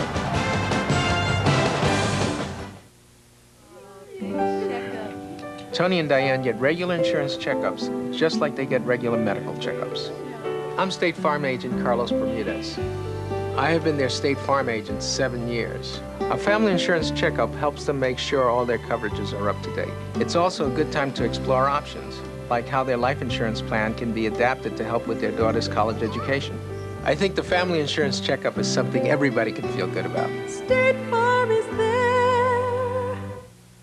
Elvira here, Mistress of the Dark and sometimes Surfer Babe, because Coors Light is the official beer of Halloween, and the party's at the beach, Malibu Beach, where you can hang 10. Look, Frankie and Annette. And of course, when it's time to chill, just reach for that cooler of Coors Light. Aged ice cold, never frozen stiff. It's the right beer now for Halloween. Just look for the Silver Bullet Smooth display and dig up your friends now for a party at the beach. Happy Halloween, dudes. The Tahitian Islands welcomed over 100,000 vacationers last year. Not one of them, however, was a Lexus engineer. Why?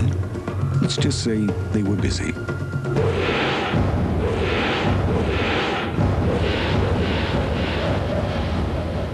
The 1994 Lexus ES, improved, revised, refined, in a word, new.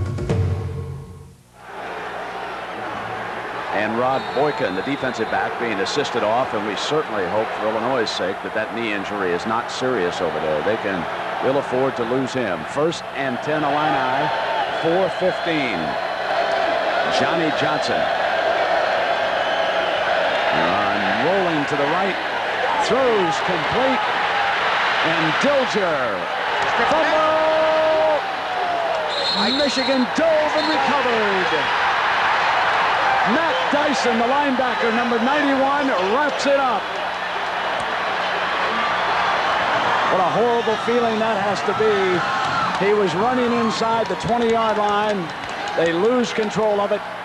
And Dyson recovers. What a great moment for the Wolverines, though. Beautiful play-action pass. They've been running those wing-type plays on 1st down. They come off it with a play-action pass. You'll see Dilger slips off right now. You'll see him coming from the right side of your screen. They flip him the ball.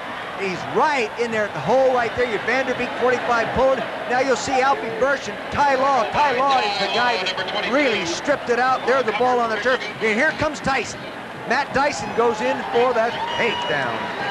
So Law strips it away, and Dyson with great pursuit. There's a situation where a defensive player did not quit after being out of the play, hustled back. 4 minutes to go, and Michigan, if they could move the ball, they'd seal this one up, but they haven't been able to do it.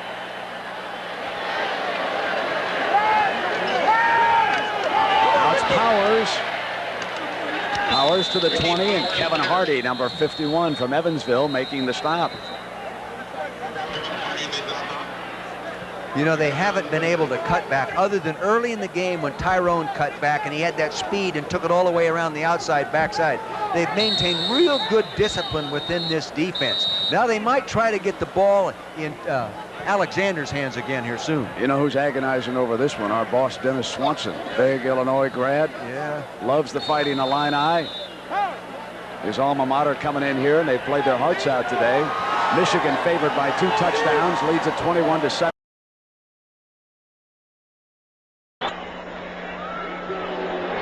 Second down, Powers, Illinois.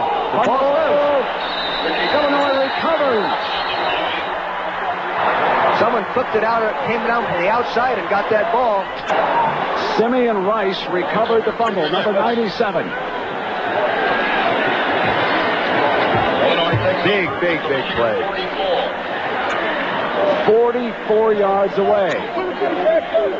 To the left side of your screen, you'll see it's an eye tailback play. They're handing off. He's got the ball tucked in his right arm.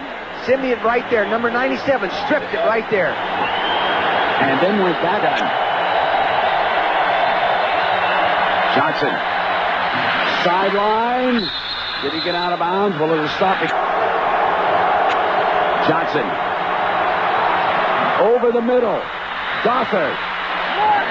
Diving for another 1st down. Now at 55, they're going again. He stopped it that way. Johnson. Incomplete. Gothard. He's get out of bounds. He does. Today. They are in man. Needs one more. Under pressure. Fires for the end zone. Good touchdown. Jimmy Prime, Illinois.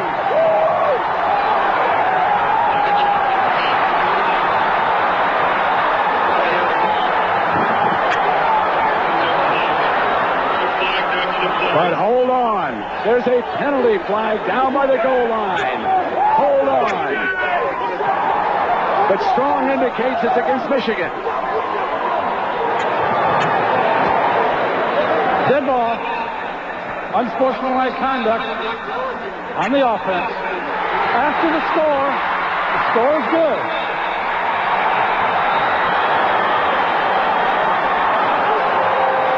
Illinois has not won in Ann Arbor since 1966. Lou Tepper, the head coach.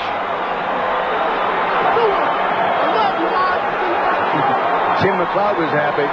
They got into tight man-to-man coverage underneath. They went too deep for the safeties, Brent.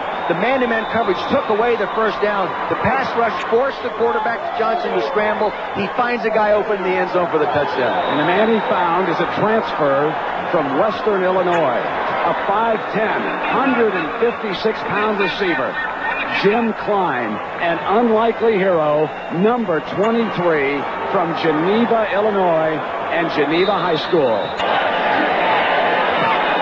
And Illinois ricochets one in. His first catch of the day. One of the biggest in the history of Illinois football. Take a look. White jerseys covered tightly by blue jerseys. Now the top of your screen, here comes the pass rush. Dyson forces him to get outside. He maintains his poise, his composure. He looks downfield. Oh, absolutely spectacular job. Now watch the pressure that he's under. And he still is able to shake off the defender. Stanley hits him first. Shante Peoples is closing in, and he still gets it into Klein's hands. Johnson, 22 of 38, 265 yards, and 2 touchdowns. The final seconds. It's over. Illinois upsets Michigan and wins for the first time in Ann Arbor since '66.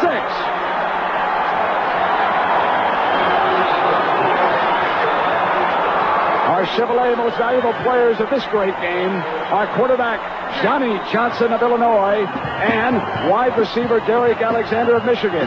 Chevrolet donates $1,000 to each school's general scholarship fund to reward outstanding students for their academic achievements and to assist those in financial need. 24-21, Illinois. For Dick Vermeil, Jack Arute, I'm Brent Musburger. We hope you enjoyed this classic. Illinois has broken the jinx.